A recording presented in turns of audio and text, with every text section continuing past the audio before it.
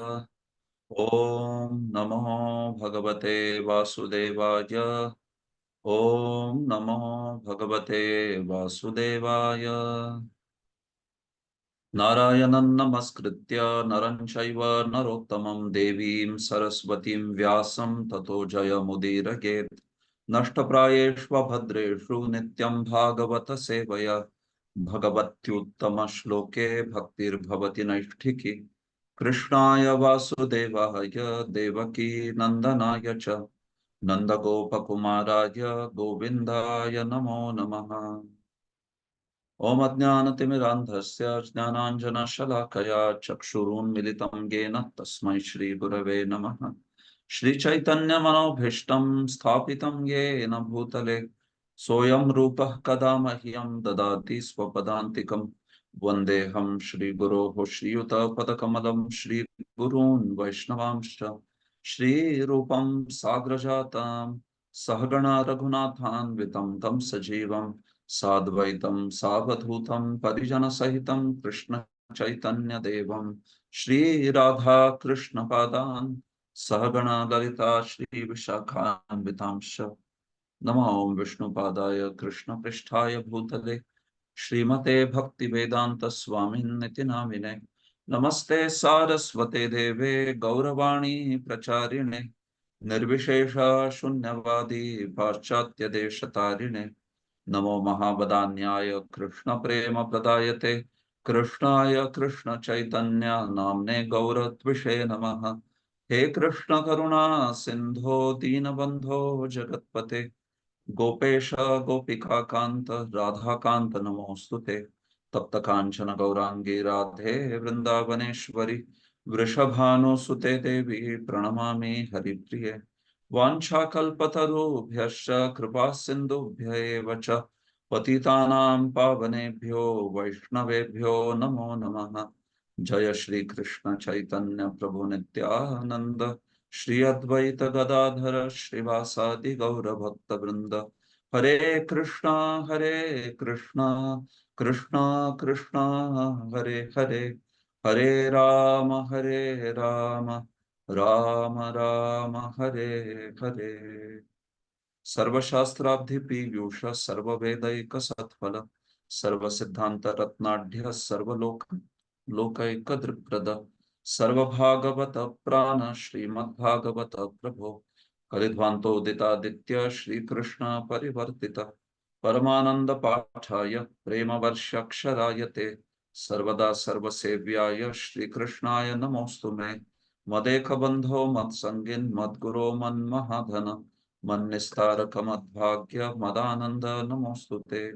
असाधु साधुता दायिन् अतिनिचोच्चताकर हानमुंच कदाचिन्मां प्रेम्णार्थकंठयोस्फुर। श्रीमद्भागवत महापुराणम की जय। Hare Krishna. So welcome all of you in today's session. So we continue our discussions from Canto 10. We have seen in last 3 days chapter 66, 67 and 68. So today we wish to complete chapter 69, chapter entitled Narada Muni visits Lord Krishna's palaces in Dwarka. So we'll start this chapter. So if you see 10th canto, the commentaries of 10th canto, the most elaborate is Srila Jiva Goswami's Laghu Vaishnava Toshan. That's the most elaborate. He takes most of the ideas from Brihat Vaishnava Toshani of Sanatana Goswami, and then he elaborates them sometimes, or sometimes adds something, and then he writes Laghu Vaishnava Toshani. So, if you want to understand Srimad Bhagavatam, 10th canto's pastimes, especially in Leela aspect, in Tattva aspect, then the most important commentary is actually Laghu Vaishnava Toshani by Srila Jiva Goswami. Vishwanath Chakravarti also writes, but Vaishnava Toshani is even more elaborate than Vishwanath Chakravarti actually. Oftentimes Vishwanath Chakravarti, because Jiva Goswami has done extensive analysis, so he does not get into so much analysis. In places he gets into, but still The overall Laghu Vaishnava Toshini is the commentary. So here also, when I am speaking, sometimes I am not speaking the references, but they are primarily from Sanatana Goswami's Brihad Vaishnava Toshini or Jiva Goswami's Laghu Vaishnava Toshini. So sometimes I don't quote references, but they are from all these places. So in case you wish to know some reference, you can always ask me. I can tell the reference that I'm speaking about. Sridhar Swami is, as usual, quite brief. Sridhar Swami has written very little on 10th canto, meaning he basically just explains the difficult words, that's it. But great insight into bhava, import of the statements, import of the words of Shukadeva, and Leela details. All that is done by Vishwanath Chakravarti, Jiva Goswami, and Sanatana Goswami. And in that primarily Sanatana Goswami and Jiva Goswami. So there is especially one beautiful verse that Srila Sanatana Goswami has written at the end of his Karika in the in the last chapter. So you can see, although Sridhar Swami has kept quiet, so much is the you can say desire to glorify prominent in G. Goswami and Vishwanath Chakravarti and Srila Sanatana Goswami that they have written a beautiful comment, Karika here. Aho dharshtyam sahasascha santaha pashyantu me adbhutam swamya sau mauna krit yatra tatra vachalatam bhaje. You can see I'm reading from this. So Sanatana Goswami says that Jiva Goswami, Sanatan, both of them actually. Basically, Sanatan wrote commentary first. So Jiva Goswami is just repeating this verse as it is. So they say that in many of these verses, Swami Asau Mauna Krit. Swami means Sridhar Swami has kept the Mauna. He has not spoken very elaborately on these verses. But just see my Dharshtyam and Sahasascha. Sahasamcha rather, Sahasamcha. So just see my, Dharshtyam is temerity. Dharshtyam means that Drishtata, just see my foolhardiness or courage or temerity or Sahas, great courage, that although Sridhar Swami has kept quiet, but you see my unprecedented temerity. Santaha Pashyantu, may the devotees see my extraordinary, unprecedented sahas, that where Sridhar Swami has kept quiet, tatra tatra yatra tatra vachalatam bhaje. I have become I am talking there a lot. I have become a garrulous talker there. I speak so much like that, he writes. So actually, Vachalata, this Vachalata of Sanatana Goswami and Jiva Goswami is our fortune actually. It's a great fortune. Because of their Vachalata, we are getting to understand so many subtle points here and subtle insights and imports and all that. So this is how. But the mood of the Acharyas is like this, you can see. Prabhupada was also like this, although he wrote extraordinary purports, but he always felt that, his words are just full of imperfections, like he writes also in Tadvag, Visargo and all. So he felt that he was not competent in presenting Srimad Bhagavatam, although he is most competent in presenting Srimad Bhagavatam, isn't it? So this mood of Acharyas is very wonderful to see, that just see my Vachalata. But then they don't desist from that Vachalata. They don't shy away from it because that's their desire to glorify, right? Even Vishwanath Chakravarti writes in 14th chapter's Karika, 10th canto, 14th chapter initially, he has written a verse. There also he writes that my attempt to glorify Bhagavatam is like, although I am not a merchant of jewels, still I am trying to sell the jewels. Mama ratnika bhavam. So he says that I don't have any jewels of wisdom to share with you, but still I am very eager to sell them. So such an effort where you don't possess anything, but still you want to sell it, market it will lead to only joke or laughter. Hasantu Santa Jirre Meena.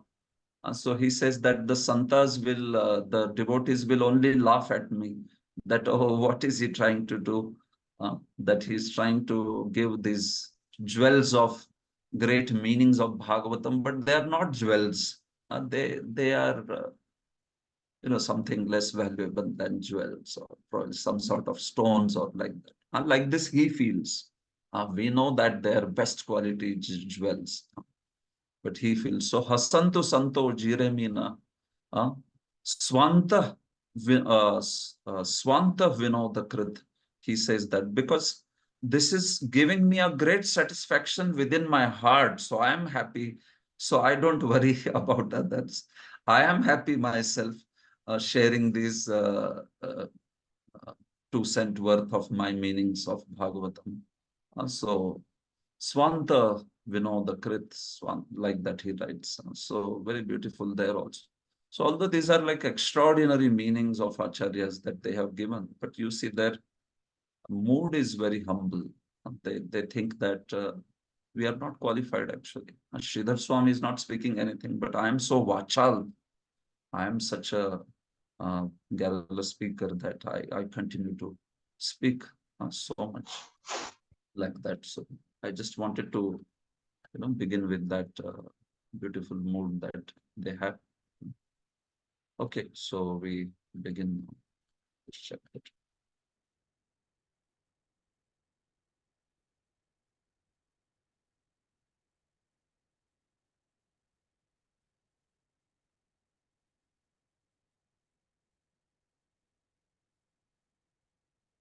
So Narad Muni visits Lord Krishna's palaces in Dwarka.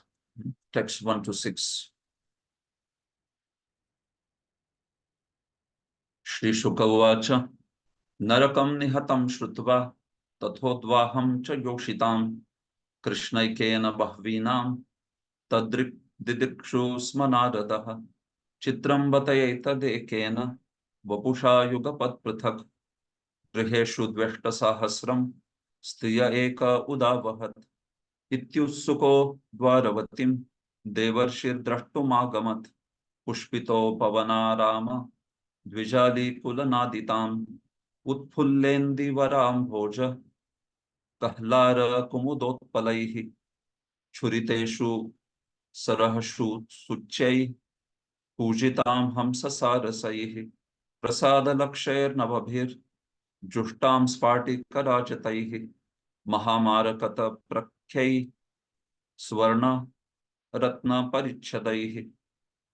विभक्तरथ्यापतचत्वारापनै शालासभाभिरुचिरां सुरालयै संसिक्तः मार्गाङ्गनविधिदेहलीं पतत् पताकाध्वजवारितातपम्. Okay, so Arjuneshwar Prabhu, you can read. Yes, we.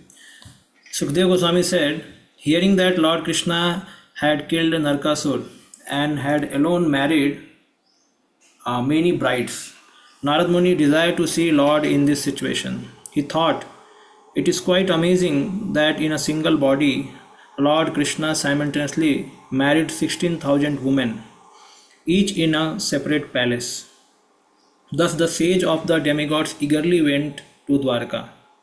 The city was filled with sounds of birds and bees flying about the parks and pleasure gardens, while its lakes, crowded with blooming Indivara, Amboja, Kahlar, Kumud, Utpal lotuses, resounded with the calls of swans and cranes.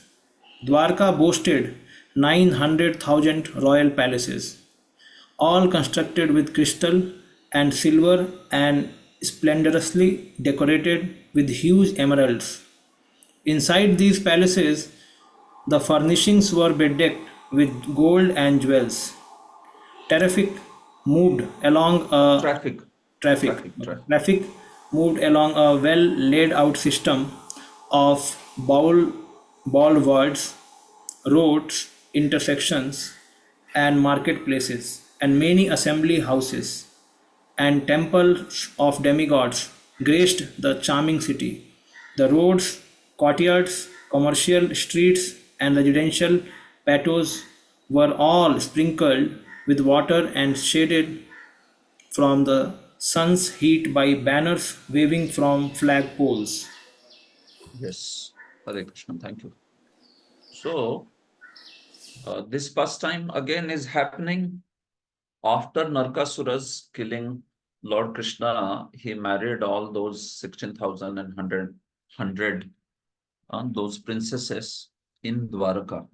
He brought them to Dwaraka, and then he got married with all of them in Dwaraka. So this pastime actually of Narad Muni visiting has happened immediately after that. Narad Muni had heard about Lord's marriage with all these wonderful ladies, and how the marriage itself was so wonderful that in single body, Ekena Vapusha, Krishna married all these 16,000 women, each in a separate palace. So he had heard a lot about this marriage from many devotees and sages also. So he thought that he wanted to go and see, especially how Lord Krishna was able to perform his pastimes, although he is one person in and having one body, but how he was able to simultaneously be there with all these 16,000 queens. So he knew that just as he had married them simultaneously at one point only, at one point of time, I mean, just at one point of time simultaneously. In fact, Lord manifested in those many rupas, prakash bhedas. So 16,000 and 100 forms he took naturally, and also that he had even his relatives expand into those many forms, right? It's not like Vasudeva and Devaki attends one marriage and then they are not there in another marriage, right? So even they were expanded by Lord's Achintya Shakti, and they were there in every marriage that was happening.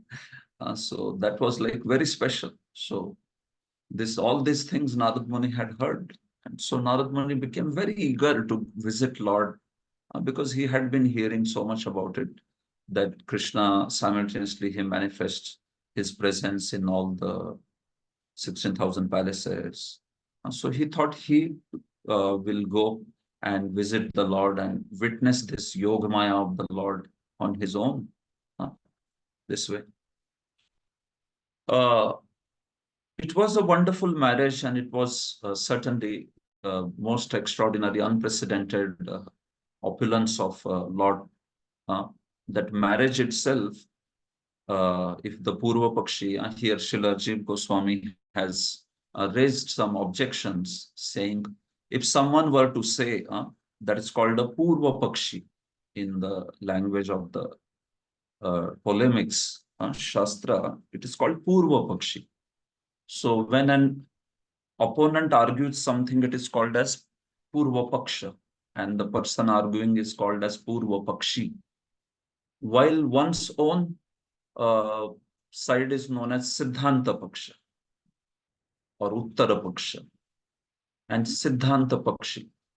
So the verses of the Bhagavatam, they are Siddhanta Paksha, and the objections that they are answering, they would become the Purva Paksha, like that.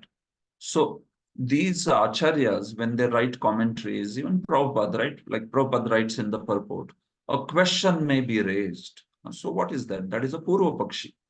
Purva Pakshi can raise a question, and then some word of the verse will answer that. Siddhant Paksha will answer that. That's how the system of commentary is there, system of writing purport is there. Okay. So This Achintyatva of Lord's marriage has been described by Jiva Goswami by giving some argument of Purva Pakshi. Our Lord married so many ladies, so many girls together, just at one point of time, all of them he married together. So if the Purva Pakshi were to say, well, what is so great about it? Even Chitraketu married so many wives, right? Chitraketu also married so many wives, a crore of them. So what is so great about it? But the point is, the Siddhant Paksh says, but Lord married them simultaneously at one point of time. And Chitraketu to married them one after another. He went on collecting wives because he was not getting a child, a son he was not getting. So that's how he married one after another. But Lord married them at one point of time simultaneously. Okay, but that is also not surprising, Purvapakshi says, because Saubhari Muni also, we see that he also married 50 daughters of Mandhata, and he married them, simultaneously, like that. So what is so great about it? But the greatness here is that Lord married all of them by manifesting those many forms, 16,108 forms. And those were exactly same forms. They were not like Kaya Vyuha. Kaya Vyuha is how a yogi manifests into 8 or 9 forms. So first of all, Saubhari Muni, when he married 50 daughters of Mandata, he did not manifest 50 forms. He was only one person, but he married all of them in one ceremony.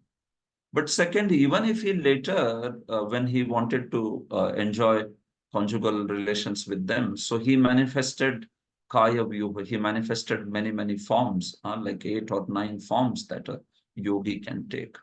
But still, those forms, we see that Krishna's form was not like that. Krishna's form was exactly the same. Every form was exactly the same.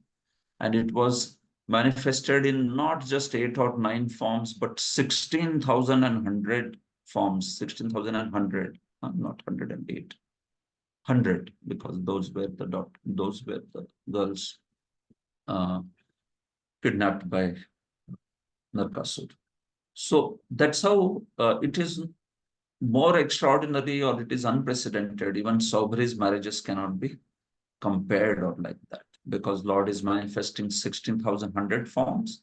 And Kaya Vyuha may have some differences of one form to another.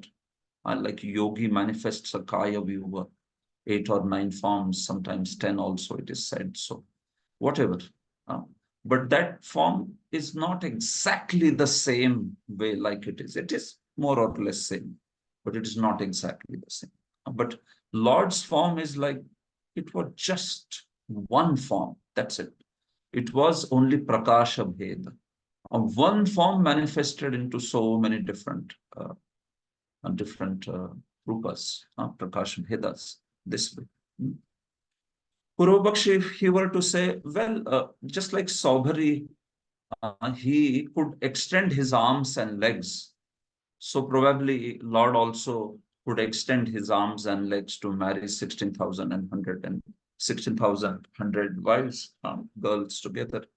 But it was not like that, right? We just discussed that Lord married these princesses not by his extending his arms and legs or anything like that, but he married these princesses in different palaces, and also with different set of relatives, not with a Kaya Vyuha, but Ekena Vapusha, means with single form, which was just exactly the same, different sets of relatives, and with different festivities. He manifested everything different. His associates were there, but the way he performed the marriage was just, every marriage was just a very unique celebration. In the courtyard of those palaces that he created, 16,100, he had a huge canopies and pandals in which he got married. Jiva Goswami mentions these things. So that's how it was like so special, it was so special. It was not like marriage of Chitraketu or marriage of people like Saubri and all that, this way. So with this Ashcharya, Narad Muni, when he heard this, so Narad Muni wanted to go and personally witness this ongoing pastime of Lord, where he is simultaneously manifesting his prakashas in so many different palaces this way. So after this, then there is a description of Dwaraka that is beginning. So Shukdev Goswami, he zooms in on the beautiful city of Dwaraka, full of 900,000 palaces, 9 lakh palaces there, 900,000 royal palaces. And its description is very beautifully described. It had such beautiful parks, pleasure gardens, and blue lotuses, indivaras, white lotuses, komodas, and utpalas, which are red lotuses, and all other varieties of lotuses, kamboj, kahlar, and so many things. The city was, it was not like sometimes they show in some cartoon or like that. It was actually, city means it was like so huge that every palace was like a city. Every palace itself was like a huge city, surrounded by even the gardens and even the forests and all. The palaces were surrounded by forests themselves. Lord Krishna could go on a hunting excursion, staying with one particular queen. He would go on a hunting excursion, and in another palace, he's doing something else.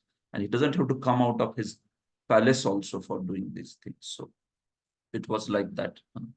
Beautiful birds, beautiful trees, creepers, beautiful flowers, fruits, and what to speak of, opulence of Dwarka. It was just, it was more than heavenly, right? Ushasthali, it was greater than even Swarga, this way. Traffic moved along a well laid out system of boulevards, roads, intersection, and marketplaces. Amongst the palaces itself, there were huge roads and all where there would be, chariots going back and forth and all other cavalrymen, marketplaces, so much. It was all very fragrant city and decorated with festoons and flagpoles, banners. No sun's heat could not even enter there. Meaning it was all very pleasant. The light was there of the sun, but the heat was not there. This is described also in the first canto. You remember when Lord Krishna enters Dwaraka, there also 5 verses describe Dwaraka.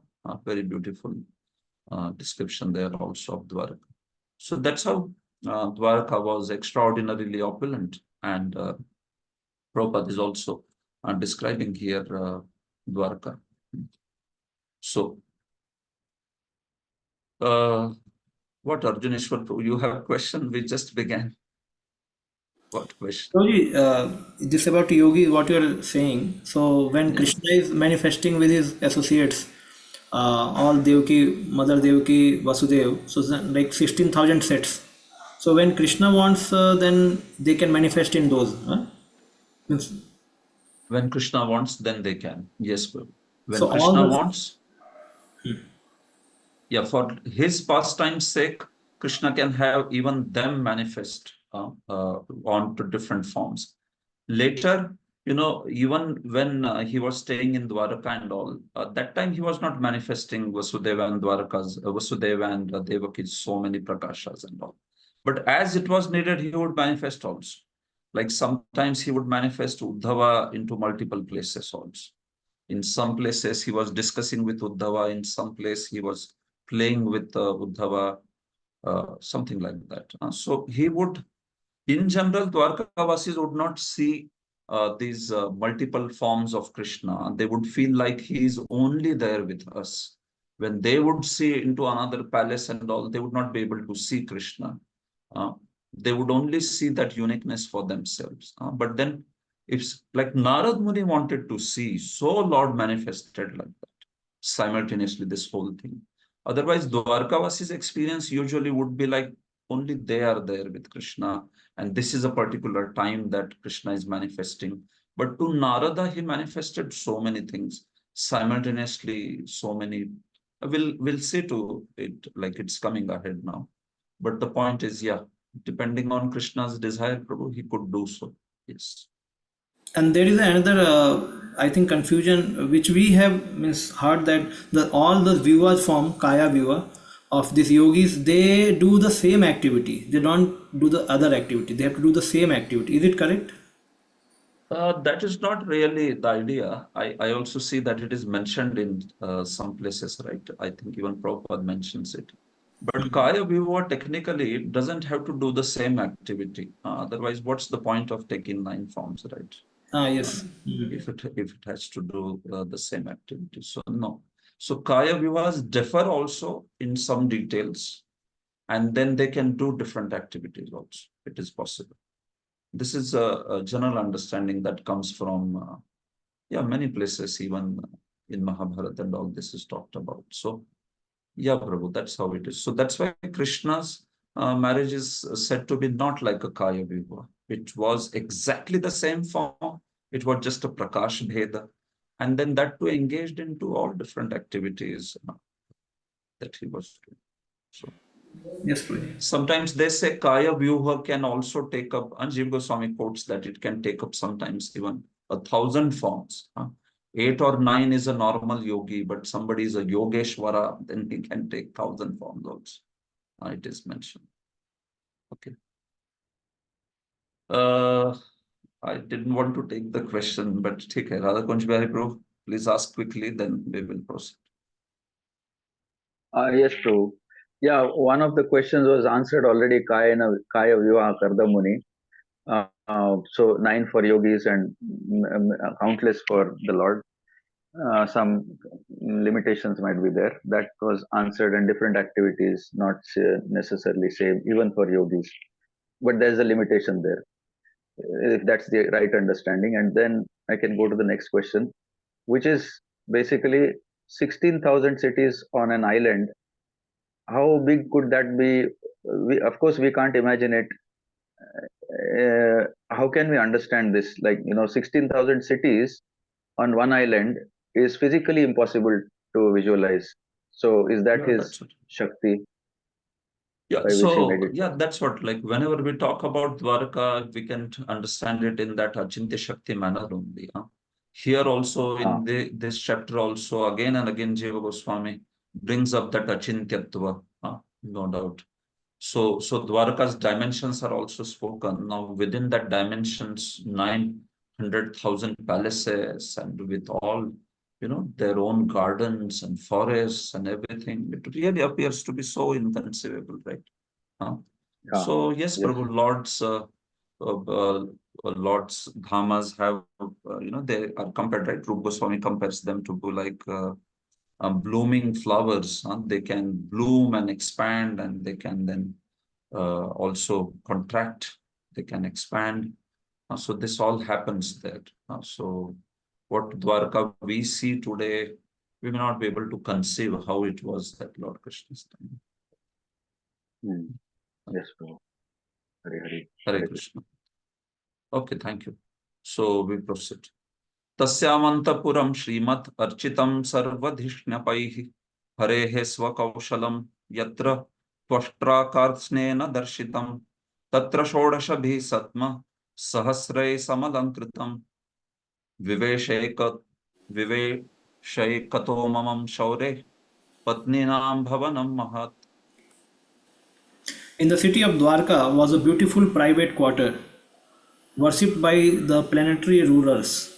This district, where the demigod Vishwakarma had shown all his divine skill, was the residential area of Lord Hari, and thus it was gorgeously decorated by the 16,000 palaces of Lord Krishna's queens. Narad Muni entered one of these immense palaces. So Dwarka was described, the external city of Dwarka was described, and now Krishna's Antapur is being described. Lord's private royal precinct, royal palace, Antahpur is being described. So Antahpur was even more extraordinary. Dwarka city itself was like outstanding, unprecedentedly beautiful. And then in that, the abode of Krishna's best pastimes, highest pastimes with his beloveds. So that is Antapur. So that was in fact so special. It was Srimad, it was like so opulent that Architam Sarvadhishnyapai, even the greatest of Lokapalas, the greatest of personalities like Indra and all, even they would worship that place, Antapur. Harehe Swakaushalam Yatra Twashtra Karsnena Darshitam. So this Twashta, Vishwakarma here, Twashta means Vishwakarma. So Vishwakarma, he had used the summit, the zenith of his expertise in order to come up with, these beautiful decorations and interior decorations and various accoutrements. Everything in the Lord's palace was like just uh, complete, summit of all artistic expertise. In fact, Swa Kaushalam, Vishwanath Jiva Goswami says that Swa Kaushalam, it was not Vishwakarma's Kaushalam, it was actually Lord's own Kaushalam. He instructed Vishwakarma that this is how I want, literally. The interior decoration, right? There is one external, construction, and then interior decoration is also such a huge thing in construction, in beautifying a place. So all these interiors, they were so much very well thought and designed by Lord Krishna himself, and he instructed Vishwakarma that this is how I want this, and that's how Vishwakarma did it in the best possible way. So Swa Kaushalam in this way can refer to Krishna's Kaushalam, actually. Or it can refer to Vishwakarma, his Kaushalam in executing those instructions and doing it in a way that it was exceedingly pleasing to the Lord. So that's how Swa Kaushalam, this way. And in these, Antapur, there were 16,108 palaces. Lord Krishna's wives, 16,108. And all these palaces were there in that Antapur. So Narad Muni, he entered into one of those palaces, and naturally he entered into the chief palace, which was the palace of Queen Rukmini. Narad Muni entered into the palace of Queen Rukmini because it was the most opulent of all the palaces, and it was the chief of all the palaces. So that's why the first palace he entered was none other than the Jeshtha Patta Mahishi, amongst the queens also one who was the most like chief queen of the Lord. Chief. She was the Patta Mahishi. She was the best of all the queens. Best means she was the Jeshtha. She was the one who Lord married first. And she was most qualified in every respect. Jeshtha. So that's how he entered into this one of these palaces. Srila Jiva Goswami points out, Prabhupada also says that these disciples of Prabhupada have written, he manifested the expertise of the Supreme Lord, Swa Kaushala, like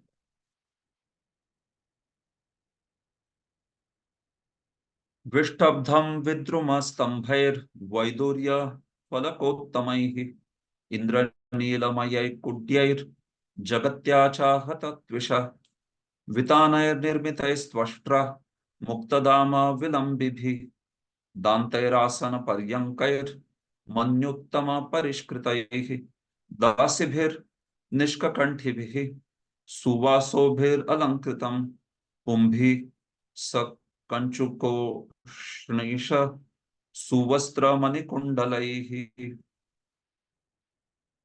Ratna Pradipa Nikara Dyutibhir Nirasta Dhvantam Vichitra Valabhishu Shikhandi Nrityanti Yatra Vihita Gurudhupam Akshair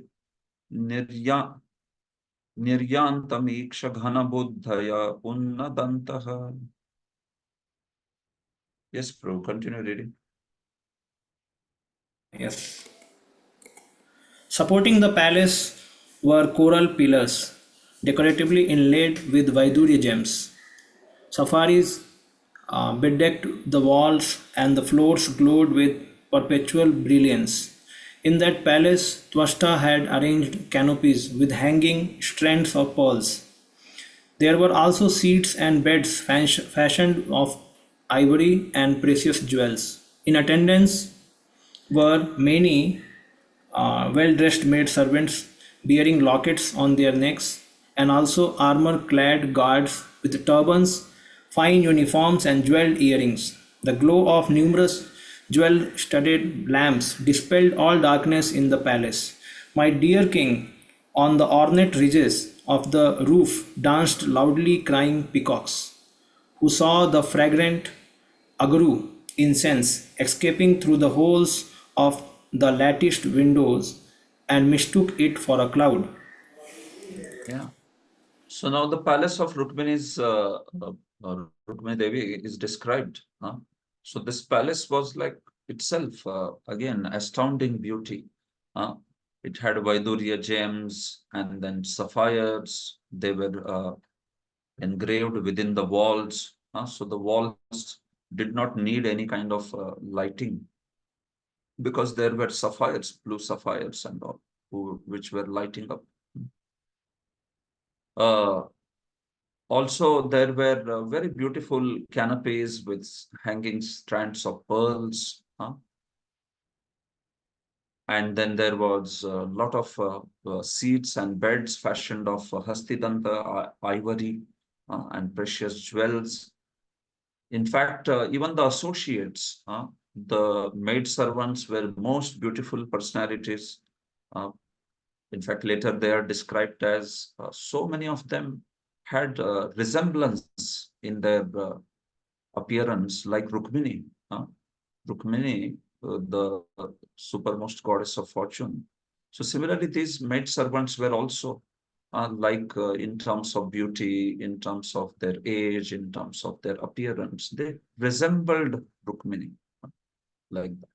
Also, there were guards which were having, wonderful turbans and great uniforms and earrings. They were very strong men. Uh, all these dasis and guards, they were running here and there. Running in the sense they were very busy in a lot of services that they were rendering.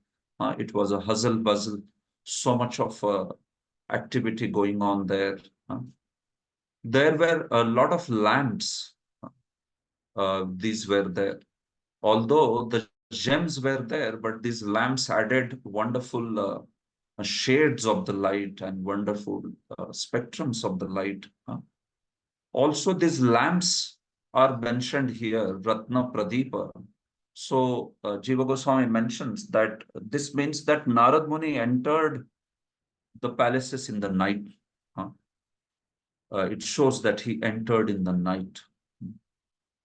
Why did he enter in the night? Because he thought that it's best to, not test, but witness the Lord's Yoga Maya in the night, right? How simultaneously he is manifesting his presence in the palaces. Because during daytime, he would be there in the Sudharma assembly, and he would manifest one form there. That's it. But you have to witness Lord's Yoga Padya, Yugapath, meaning simultaneously he manifesting so many forms and doing activities. Narad Muni wanted to witness that Yoga Maya, that uh, exhibition of Yoga Maya by the Lord. So that's why he decided to go in the night. And as a Brahmana and as a pure devotee of the Lord, he is no bars. He can enter anywhere. That was the caliber of Brahmanas actually those days. That a Brahmana, a Vipra would not be stopped anywhere. He could enter anywhere.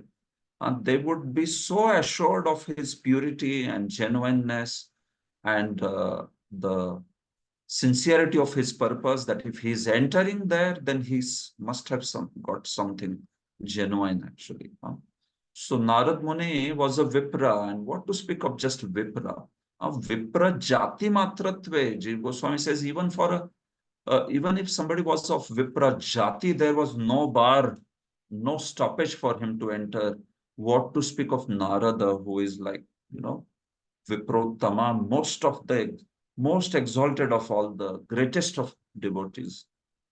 So Narada naturally, when he came, everybody just received him, and he could go directly inside the inner precincts of Lord's palaces also, this way.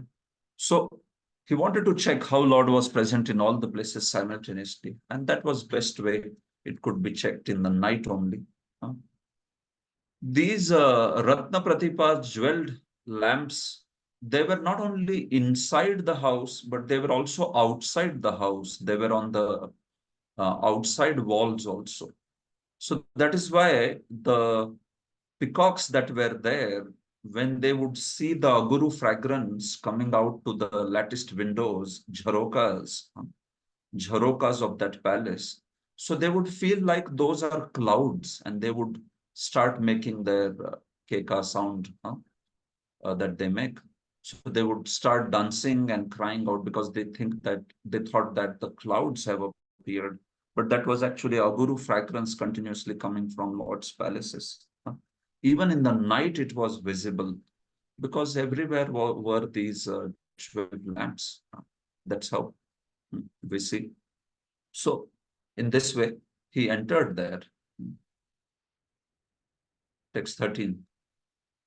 Tasmin samana guna rupa vaya suvesha dasi sahasra yutayanu savam grihinya vipro dadarsha chamara vyajanena rukma dandena satvatapatim parivijayantya.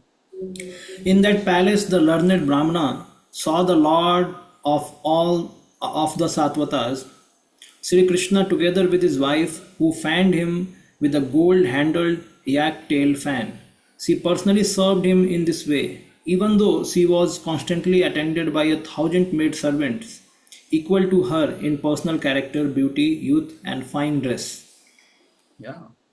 So you can see in that place also, he entered into the inner place where Lord was actually being served by his own beloved Queen Rukmini.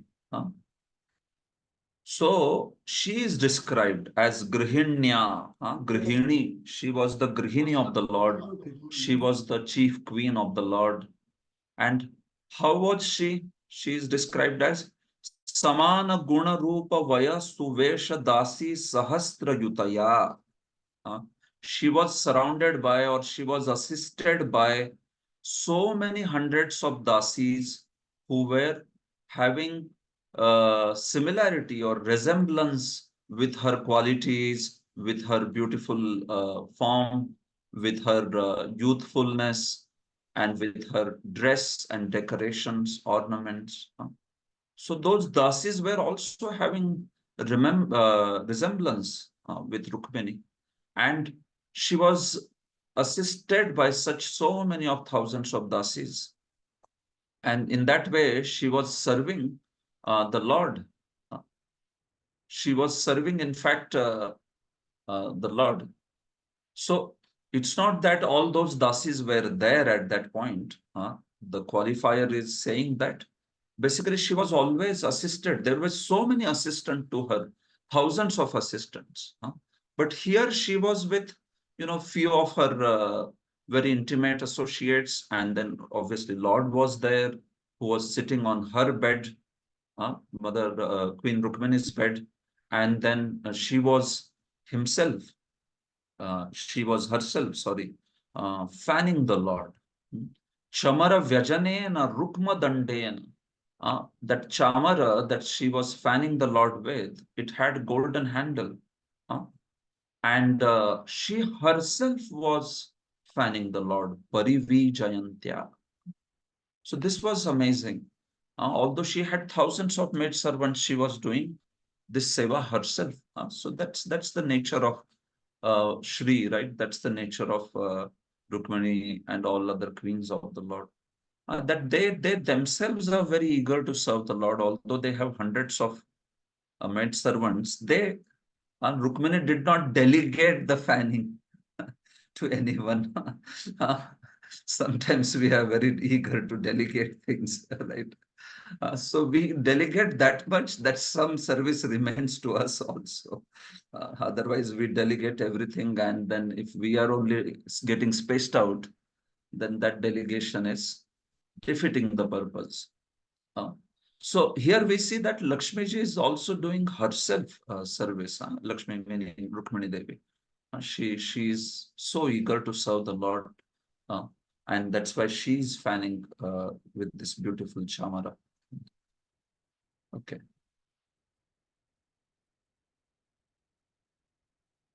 Text 14.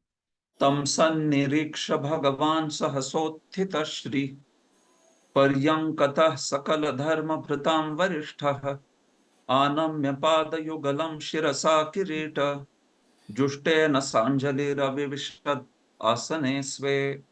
The Supreme Lord is the greatest upholder of religious principles. Thus, when he noticed Narada, he rose at once from Goddess Sri's bed, bowed his crowned head at Narada's feet, and joining his palms, had the sage sit in his own seat. Yeah. So just as how Narada was directly allowed to go anywhere, right, without any bar. So that's why when he entered Lord's palace, and that to inner portion of that palace, where Lord was sitting on Rukmini's bed and being surrounded by these dasis as well as Queen Rukmini herself fanning the Lord. So Sahasothita, it is said Sahasothita. As soon as Narad Muni entered, so naturally Lord noticed him, and then immediately he rose from his seat, like that. Shri Paryankata, from the bed of Queen Rukmini. And Anamya Pada Yugalam Shirasa Kirita Jushtena. And with that beautiful head, which was having that crown of Dwarakadhisha, he kept his head at the feet of Narad Muni. Anamya. So you see, what is this behavior? Actually, his feet are to be bowed at, his feet are to be worshipped, but he is coming and bowing down to Narad Muni. That's why it is written, Sakal Dharma Bhritam Varishtha, because he was the best of the upholders of all upholders of religion. सारे धर्म के पालकों में सर्वश्रेष्ठ, सकल धर्म भृताम वरिष्ठ. That's why his behavior is like this.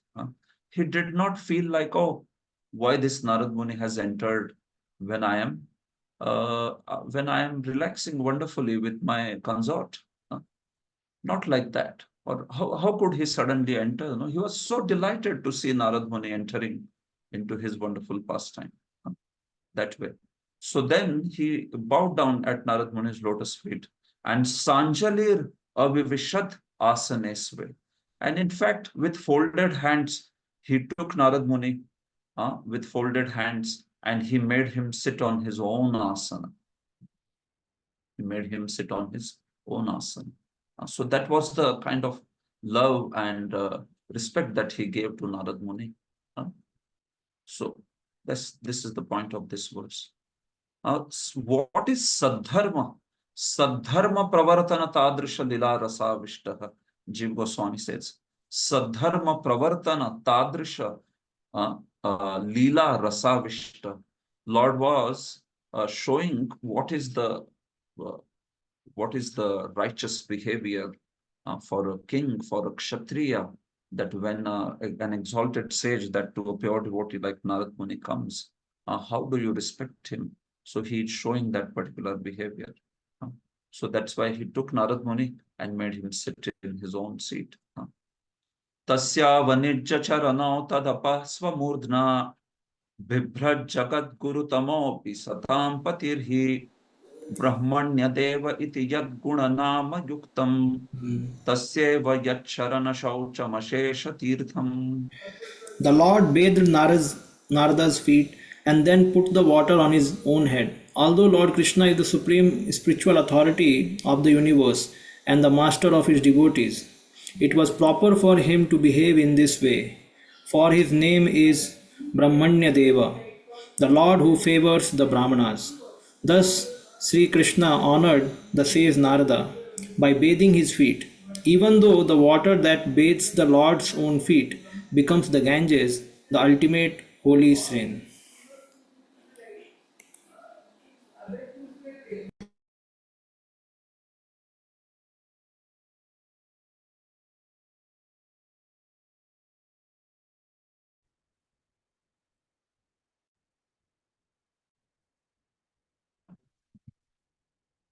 Uh,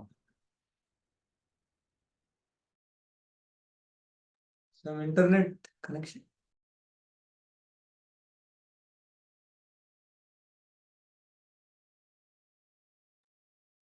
आवाज नहीं आ रहा है ना? हरि बोल, हरि बोल. नहीं आ रहा है. और डिस्कनेक्टेड है.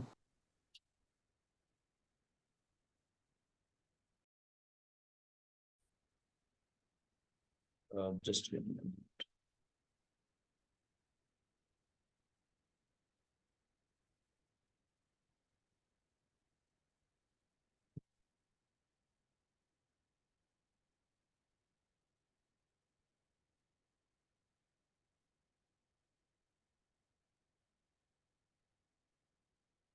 Okay, you can hear me, right? Ah, yes, Prabhuji. Yeah, some disturbance, maybe some disconnection of internet or something. Okay. Yeah. So making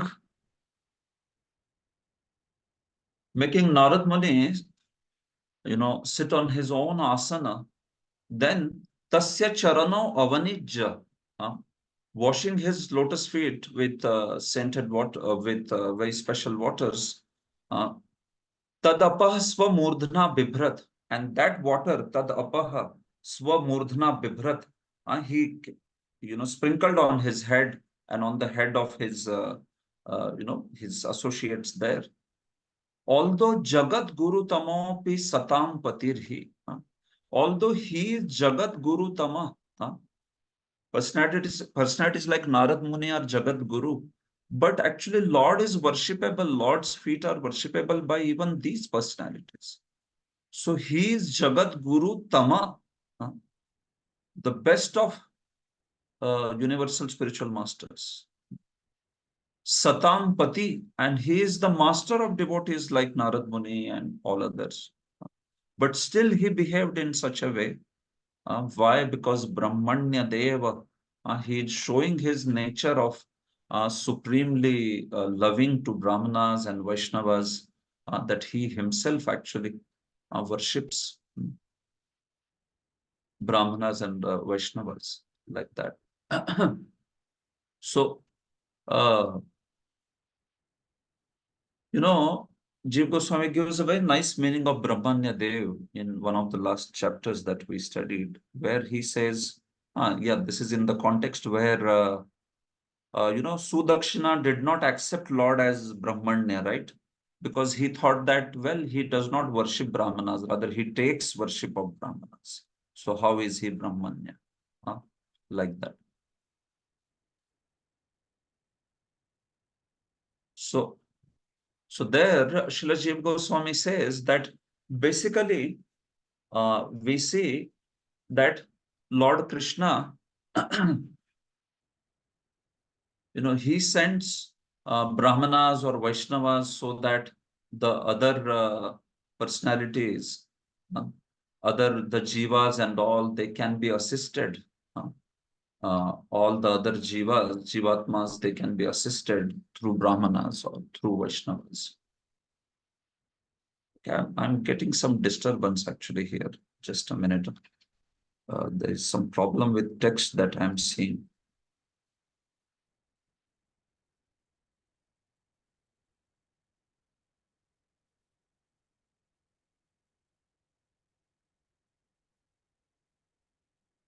Okay.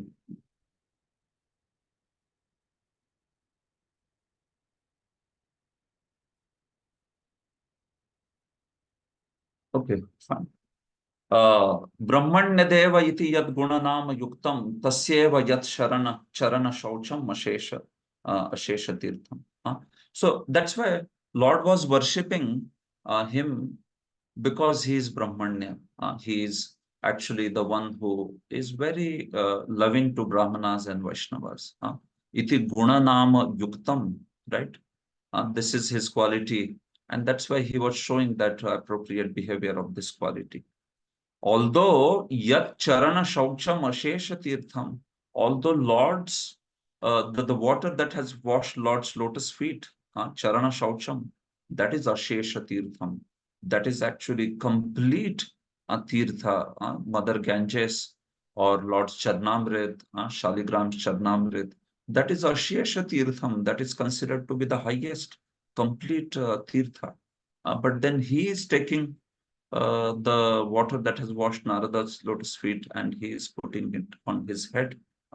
That's his nature of Dharma Bhratam Varishtha. That's his nature of Brahmanya Deva. In fact, Narad Muni becomes very unhappy later because of this behavior. And and that's why he says, I wish to leave. I don't want to stay here. Because if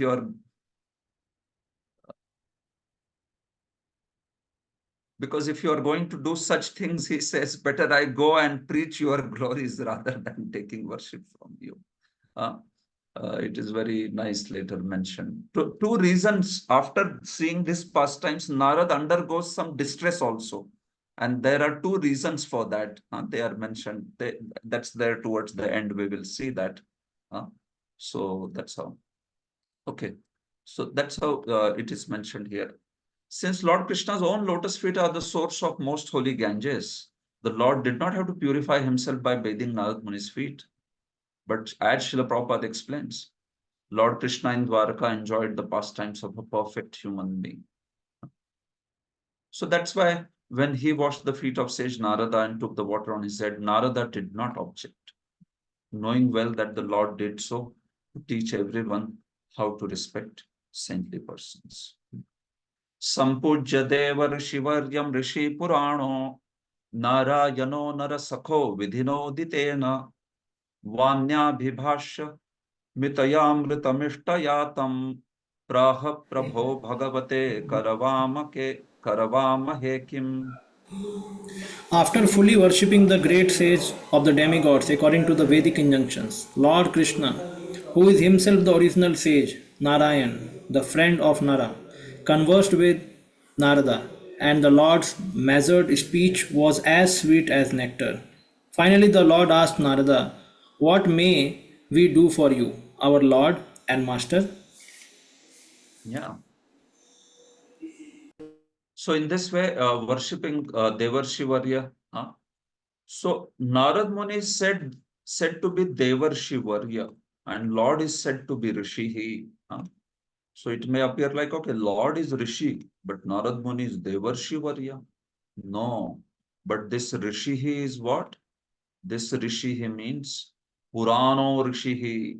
Or Purano can be separate also. Rishi. So this Rishi is not an ordinary Rishi. Rishayo mantra drashtaraha. This is that Rishi which reveals the mantras of the Vedas and Upanishads to even the great sages. Mantra drashta. So Rishis are called as those who receive the mantras in their ears. That is called a Rishi. That's Vedic Rishi typically. Rishi in general has another meaning also, but Vaidika Rishi means Rishayo mantra drashtar. They see or hear those mantras in their meditation, like a Katha, like sage Katha. He received all those mantras of Kathopanishad by Lord. Or Yajnavalkya, he received all those mantras by Lord. All these different speakers of Upanishads and Vedas and mantras. This way. So that is what is a Rishi mean. Meaning actually, he is the one who reveals the original knowledge of the Vedas to even the sages. The sages also are not considered that they are the ones who are writing. No. The whole knowledge, the mantras of the Vedas that are heard, that's the primary source of the scriptures. That's why it is called Shruti, because those mantras are heard. And based on that knowledge, based on that remembrance, later Puranas are spoken. Or Puranas are basically elaborations of those mantras. And that's why they are known as Smritis. So Shruti and Smriti, both actually, are equally authoritative. All these mantras are revealed by the Lord only. By Mahavishnu, he reveals everything. And then Garbhodakshai Vishnu especially reveals it to Brahma's heart, unto Brahma's heart, like that. So the point is, Lord is that Rishi, one who is giving all the verses of Shruti and Smriti and everything.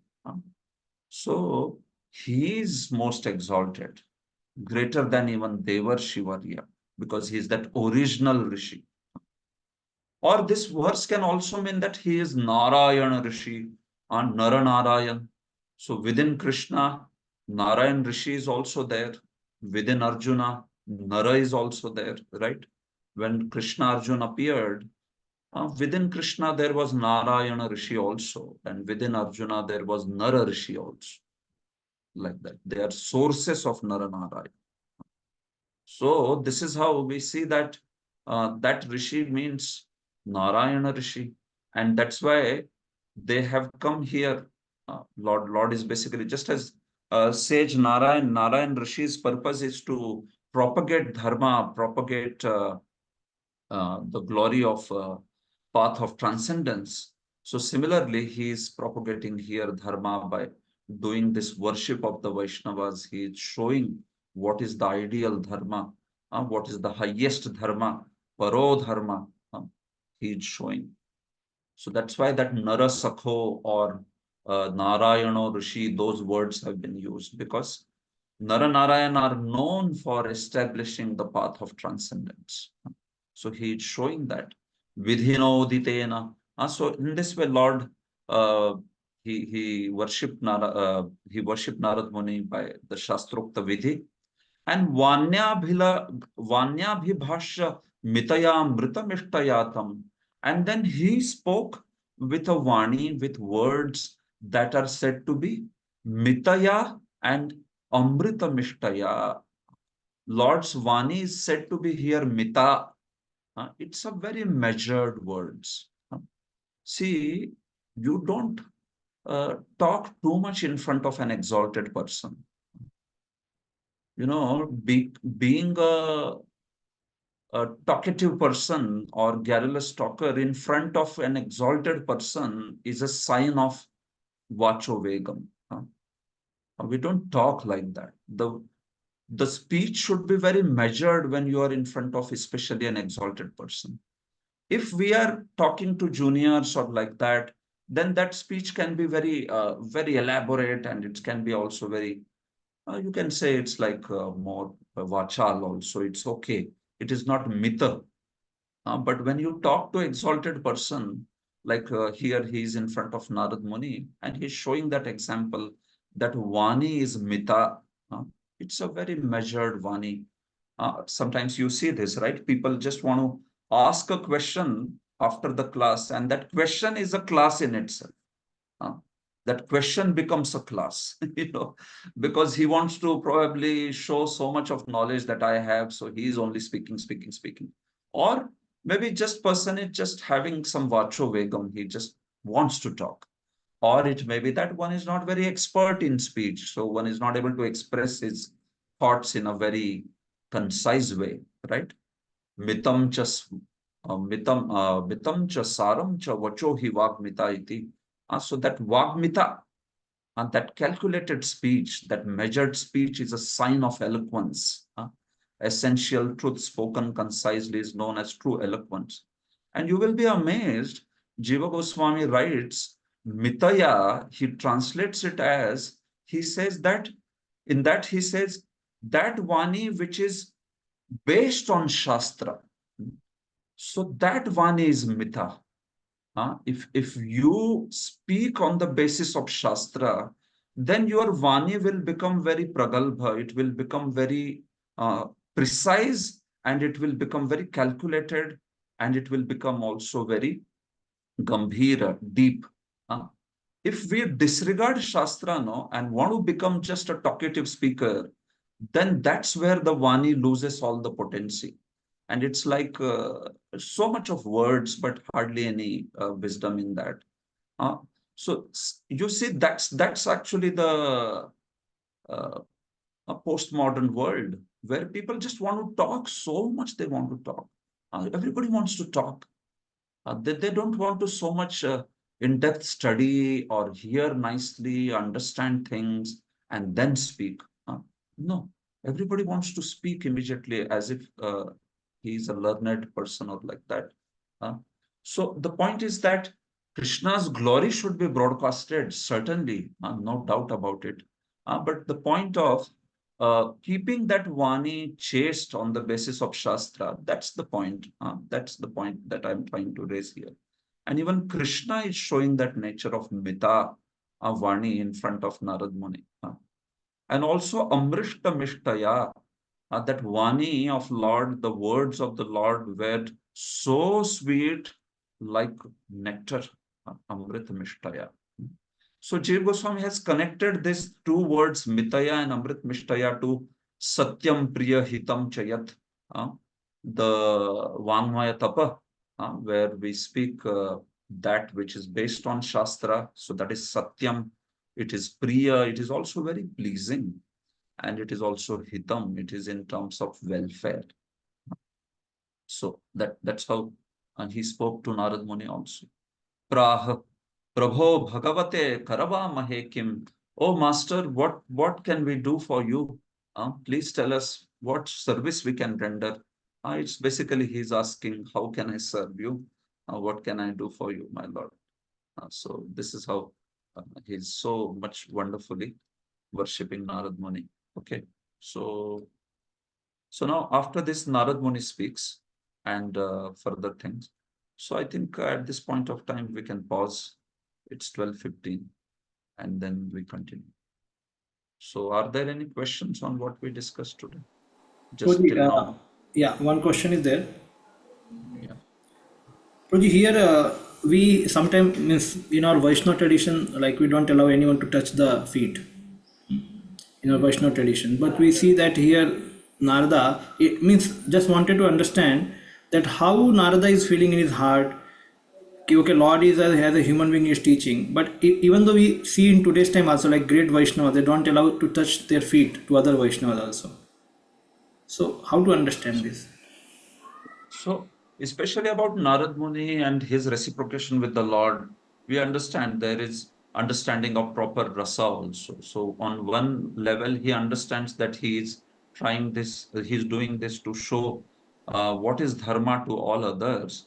But on other hand, also Sanatana Goswami and Jiva Goswami mentioned that they know that Narad Muni, he knows that he loves his devotees so much. He loves his pure devotees so much. It's not like he's considering himself as pure devotee, but it is true that Lord loves his devotees so much that when he performs such activities, he is very joyful. He becomes actually very happy when he performs such a service like that. So when he sees that his devotees, they are worshipping the lotus feet of great Vaishnavas, his devotees, who are his dear devotees. So Lord also wants to perform those activities which the devotees perform. Jiva Goswami has commented in this manner. So this would give pleasure to his heart. So he knows that, so he allows him to do it. But then it's not like, see, because he saw him here, so he allowed him to do it. If Lord is, within his pastime, Narad Muni, we see that if he gets like too much of this sort of treatment, then because his Aishwarya is prominent, so he becomes unhappy. See, this sort of thing, it Vrajvasis may not mind such a thing, right? But Narad Muni has that Aishwarya feature, no?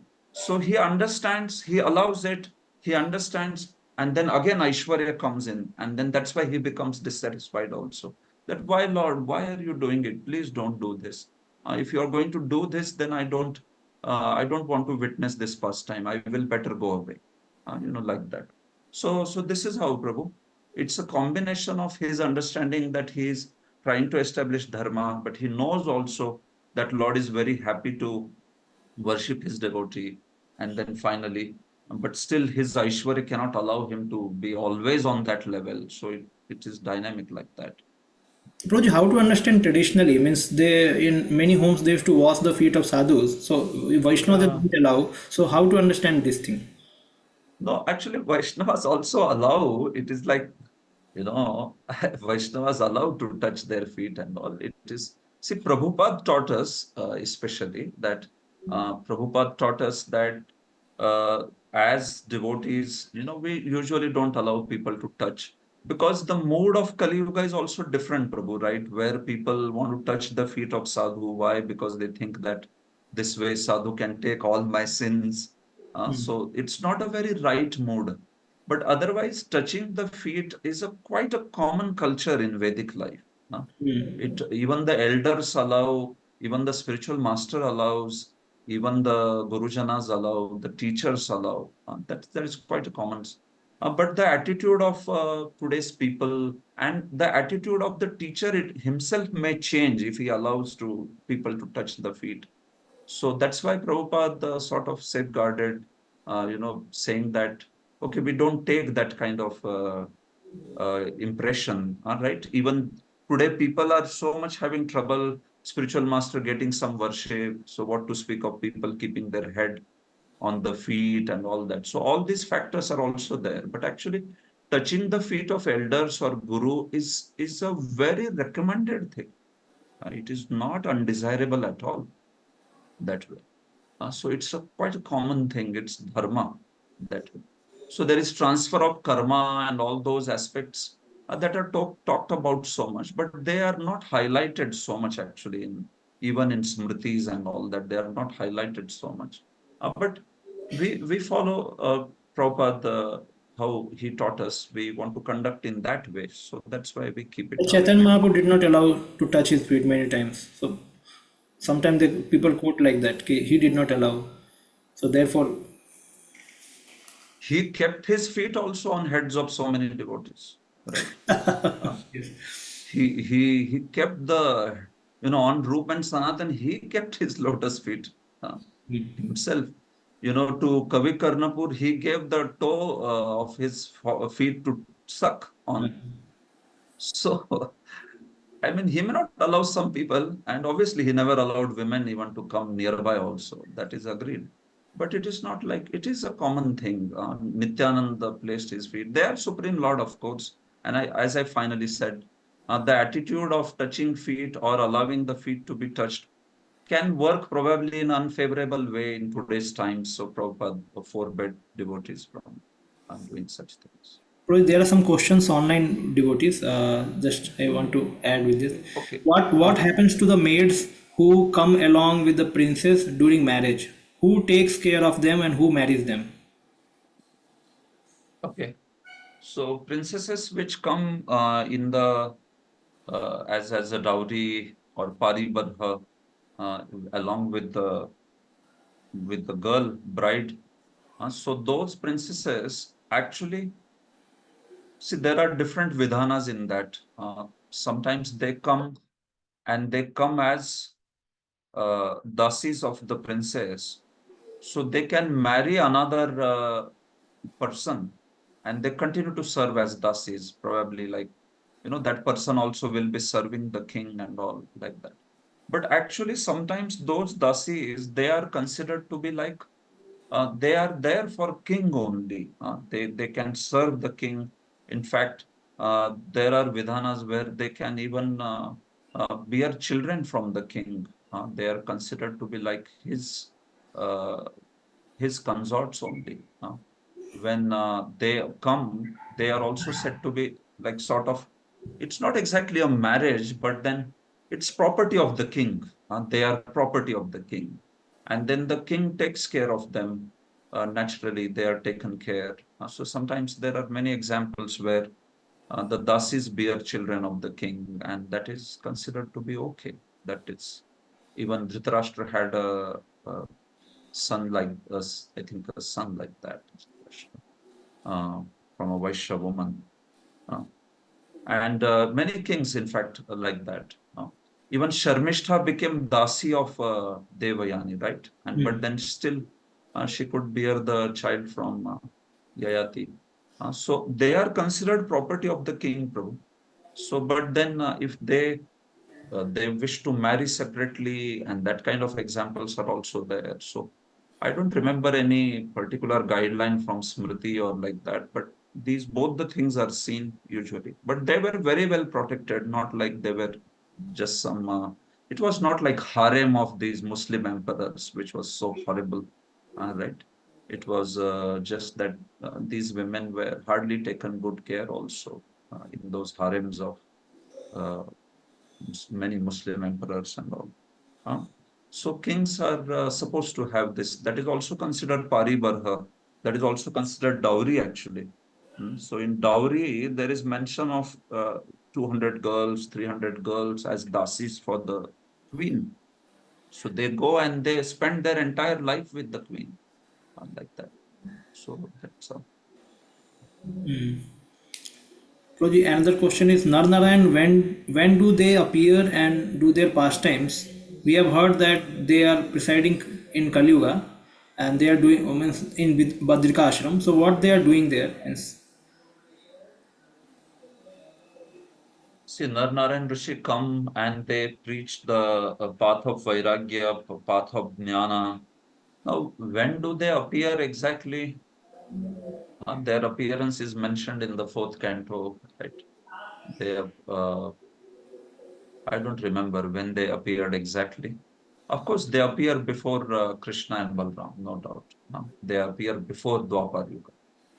So, Naranarayan, although they appear before Dwapar Yuga, certainly, but they are considered to be when Lord Krishna and Arjuna appear, so they have Nara and Narayan amongst themselves. That's how.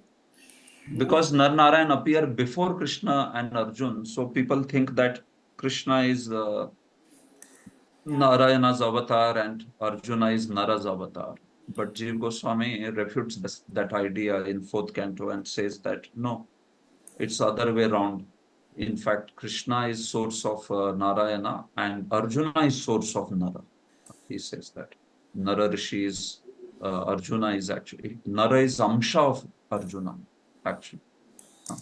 So you can see that way. So they certainly come, but before Krishna's appearance. That is true. That way, which yuga and all, I don't remember now. And they preach Prabhu. Their see, even now they are there. It is said that they are there in Badrikashram. So they preach especially the path of transcendence, meaning they preach the path of Nivrutti. So they teach path of Jnana, Yoga, and Bhakti, uh, especially Bhakti. So that is considered to be their contribution that way. So, but we don't hear so many pastimes as such. They are not spoken, at least not in my knowledge so much. But this aspect that they are there to teach karma, no, not karma, jnana, yoga, and bhakti, that is spoken in many places in Tikas. So here also, that's why Narayan is quoted that he is the one who shows what is the ideal behavior of a bhakta by worshipping Narad Muni, like that. Prabhuji, what is the difference between Krishna's expansion in Dwarka to marry the queens and Krishna's expansion in Vrindavan to do Ras Leela?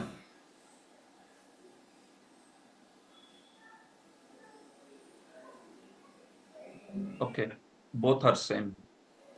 Prakasha, both are Prakashas only. This is Prakash Bheda. Ras Leela is also Prakash Bheda only. And Dwarka also is Prakash Bheda. Meaning, of course, we know that one thing that originally is Swayam Bhagwan, Shama Sundar. So the the Lord's form in Ras Leela is actually Swayam Bhagavan Krishna, also known as Swayam Rupa Krishna. So that Swayam Bhagavan form as Prakasha, Prakash Bhedas, they are in Ras Leela. While this particular form, we see that it is Dwarkadhisha's form, Lord's form only, Lord Krishna's form only, but it is as Dwarkadhish. See now, because the form is from Dwarka, so it manifests some features of Dwarka and all. There is some rahasya in this Leela, because what happens is in Krishna Leela, which is this 28 Divya Yugas Krishna Leela, so what happens is Krishna only goes to Dwarka. So actually Shama Sundara's form only has gone to Dwarka. But he does not manifest, so he does not manifest that Shama Sundar Rupa's appearance and that kind of features in Dwaraka. So this is different than in spiritual world. In spiritual world, it's a different form. The form of Dwarka is a different form. Although it is that form is Krishna only, but here in Vrindavan, and then from Vrindavan, Krishna goes to Dwaraka, it is actually Shamsundar Krishna only. It's just that he prefers to only manifest that mood of Dwarka and four hands and all that. So in that way, you could say that it is one also, no problem. But because four hands are never manifested in Vrindavan, but he manifests four hands here, so it is different. But the process of expanding into forms, you can say that process is Prakash Bheda. It is exactly the same form manifesting in different ways. So that's why that will be considered the same process. It is no difference in that. So I would say that, yes, is there a difference? There is no difference as such, because it is Shamsundar. But then there is still difference because it is manifesting Dwarka features, which Krishna doesn't manifest in Vrindavan. That. Okay, yes, Praji. What So more? he's always in Okay. 400 form, is it in Dwaraka? No, Always no. 400. No, he's always in 200 form. Sometimes he manifests 400. He's Oh, okay, always in Prabhu. 200, in fact. And sometimes he manifests 400. But in Vrindavan, he will never manifest 400. That way. Okay, Shuddha Chitta Prabhu, Bhagavad Katha Prabhu, Samarpan Prabhu. Yeah, I had a question, but now he asked about that. First, I will ask about, you said that actually Vaikuntha Dwarka, sorry, means the spiritual world Dwarka form is completely different than Sham Sundar eternally. Whereas in Bhaum Dwarka, Sham Sundar Krishna only goes, but it doesn't manifest. And that is happening in this 28th, like that you said. So, is it what I am saying is correct, what you said? Or? It is manifesting in 28 means it is manifesting once in day of Brahma, every Okay. once. So that time it will be like this. Yeah, Typical. so okay. And so that's how the Dwarka Krishna in Bhaum Vrindavan is able to call out names of Radha and all. Radhika, That thing doesn't happen there. Means, that thing doesn't happen there. yeah, How in Dwaraka Krishna is calling out Radhe and so much love for gopis and Vrindavan and all. So he is not just Dwaraka Krishna, Vasudev Krishna. He is Shamasundar there. This is opinion of Rup Goswami. So he is manifesting these feelings for Radha and all other gopis there also, crying out and all that. So this shows that he is actually Shama Sundar. yes, bro. Thank you for that clarification. And my question was actually this culture, as we are getting these questions about accepting of respect. But if you see the culture, it was just common thing, isn't it? Just now. Yeah, it was a common thing. So, and it has to be coming back actually, because that's the way the culture is. So, how we bring back? Because just now I am coming from first time in my life I saw. You want to bring back, you Yeah, want to begin. I just saw first time in my life Pada Puja. Charity begins at home. Yeah, So I will start doing with some devotees. So, surely.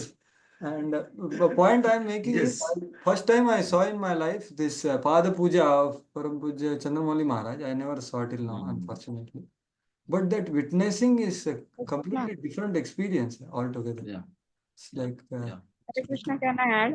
like Bhakti Prem Maharaj took that water and Ah. drank and sprinkled on each, and they were all like attendees of Vyas Puja. They were not like, my understanding, they were proper devotees. So it was very wonderful to see, to witness Radhanath Maharaj offering the flowers at the feet of Chandramani Maharaj in front Yeah, of so him. most exalted devotees, Prabhu, why not? Certainly we can do. I think Can I Archavidra Mataji wants to add something. Yeah. Yeah.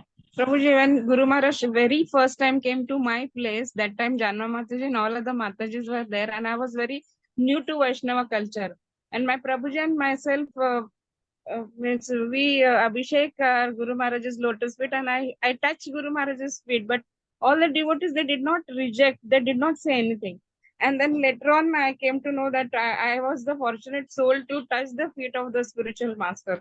Actually, then later on, I came to know I was so foolish to do all those things, but they did not reject. I wanted to say that. Then how come they didn't reject? And second thing is, then when we went to Guru Maharaj's place in Arvade, there we saw that Maharashtrian people have that culture of washing the lotus feet of the spiritual master. And he was standing on a platform of a lakdacha pata. He was standing on that. They made him stand. And the water that was falling from that pata, we were all devotees were just running and taking those water and sprinkling on their head and drinking. So Right. this also can happen, like, No, yeah, it is not that. absolutely, no doubt. No doubt. Mataji, I perfectly agree with you. Yes, yes. See, these exalted devotees, Guru Maharaj also, we have seen that depending on, the background also, like some families are very traditional families. So if Guru Maharaj goes there, he doesn't mind them touching the feet or, that kind of thing. Or even I have seen like many other sannyasis also, gurus also, when they see that it's all depends on the eagerness of the person also. They must be observing the eagerness in the Was it heart. offensive, And Prabhuji, that without knowledge I touched the feet of the spiritual master? Was it offensive, or no, no, no. wanted to No, ask no, this? it is not. It is desirable. It is very much desirable. And if it was, I mean, offensive or like that, then as a guru, he will, uh, if not at that point, but he will tell later, right? He would have told it later that Yes. this was not pleasing or like that. No, so, if it was done with obviously with a very genuine desire to take his blessings and always be a humble servant of his instructions. With that pure intention, it is done. So then it will please only Vaishnava. That to a spiritual master, guru, it is most recommended, in fact, to do these things. Now, a certain spiritual master may have a mood that, okay, he doesn't like the feet to be touched. So in that case, we should follow that mood and we should be very alert that that particular mood is maintained. But otherwise, touching the feet of spiritual master is quite a common thing. It is like there. Within ISKCON, we have a particular culture as spoken by Prabhupada and as maintained by many sannyasis, and also we can try to follow that. But yes, otherwise, yes, it is. This is good actually.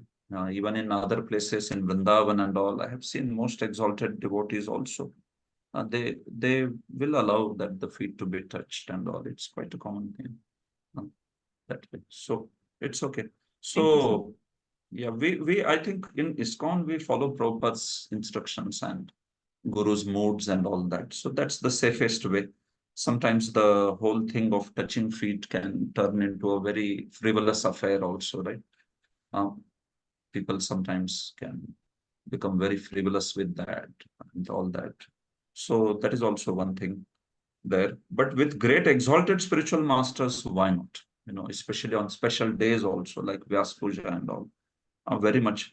Sometimes people get offended if you don't allow them to touch the feet. It happens like that also. In North India, I have seen in so many places. I mean, what to speak of exalted spiritual master? Even people like me, we are like so small.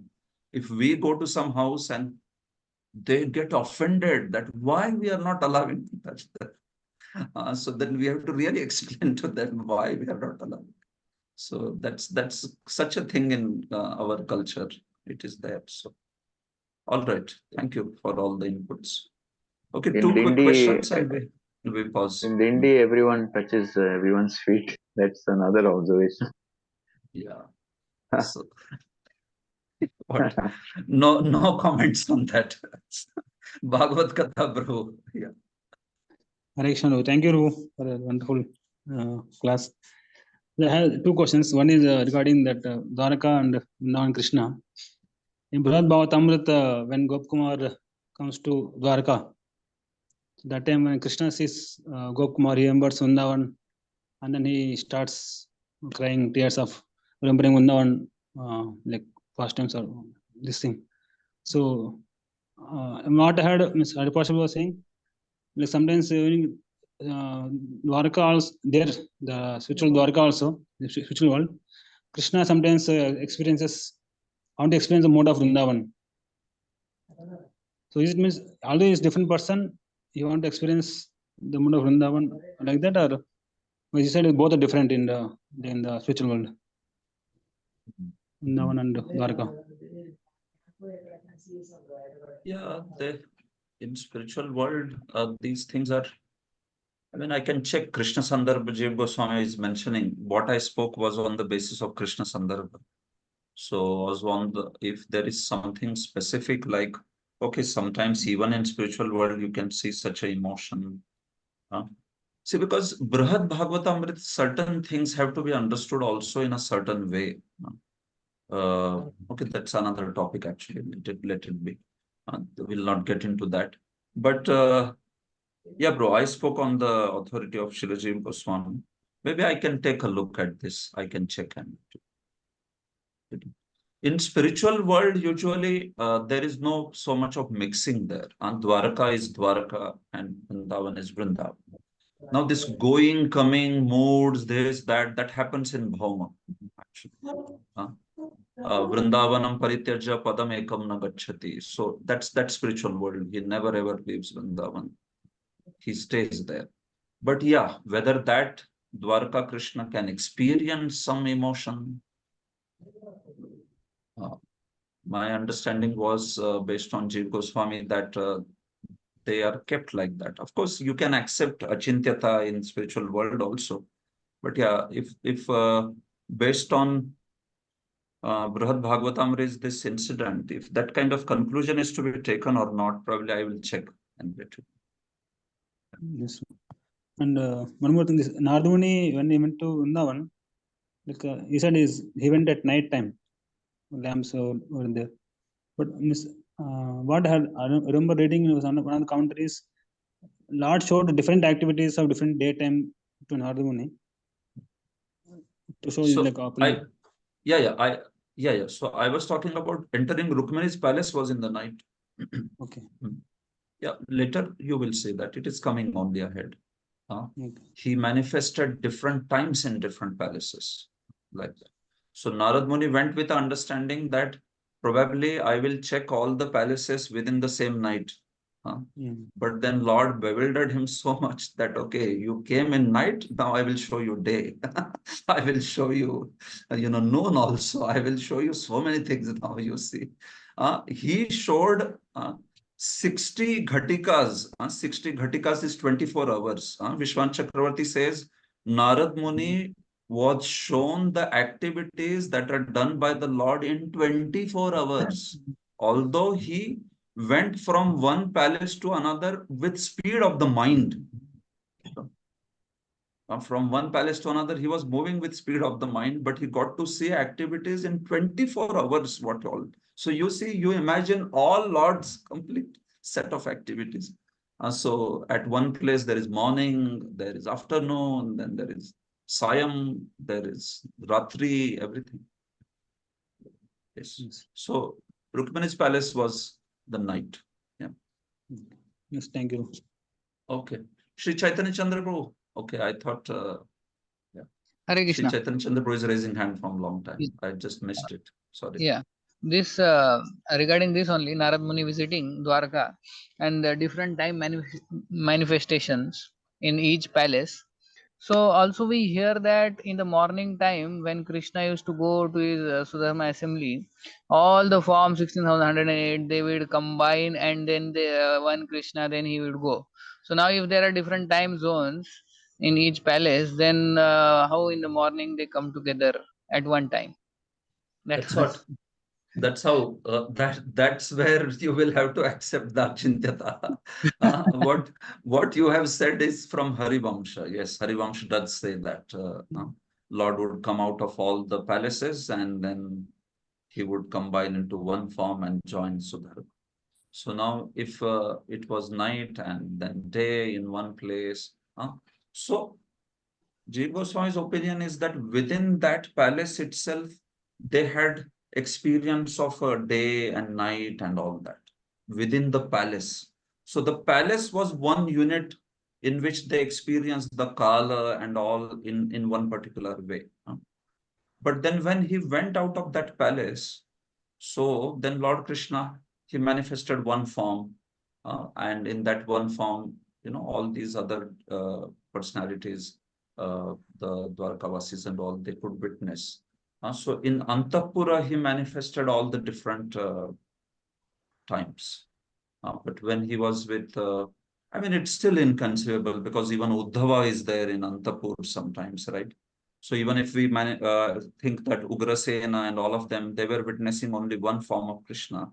But then the point is that he sometimes is taking even personalities like Uddhava also, right?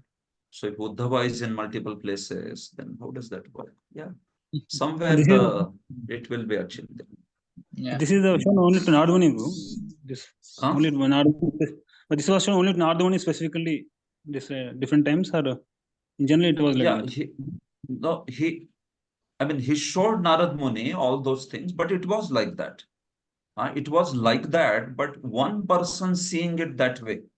Uh, in one person, so quickly seeing so many different colors and all that, that was for Narad Muni. As far as others were concerned, they just did not see it as some sort of anomaly. It was like normal life for them.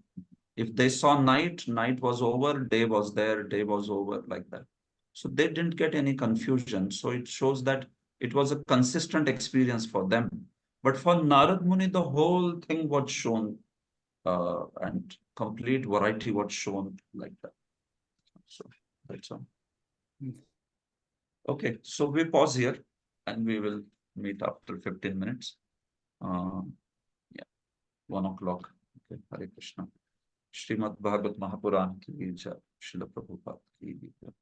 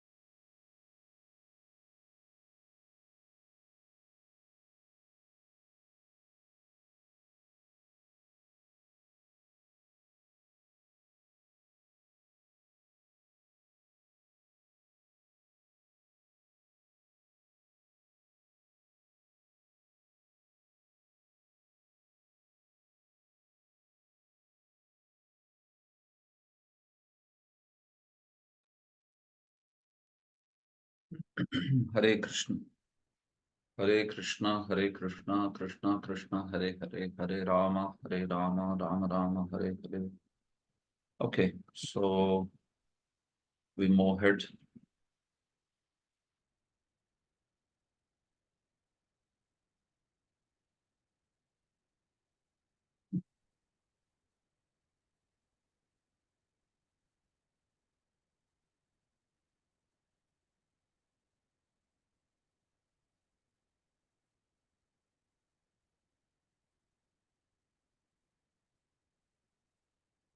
Anyone from Mataji's would like to read now for the translations, as and when I want to, I will call out.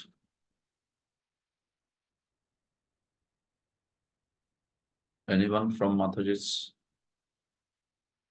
Okay, so no problem. Then Anant Vijay Prabhu, you can read.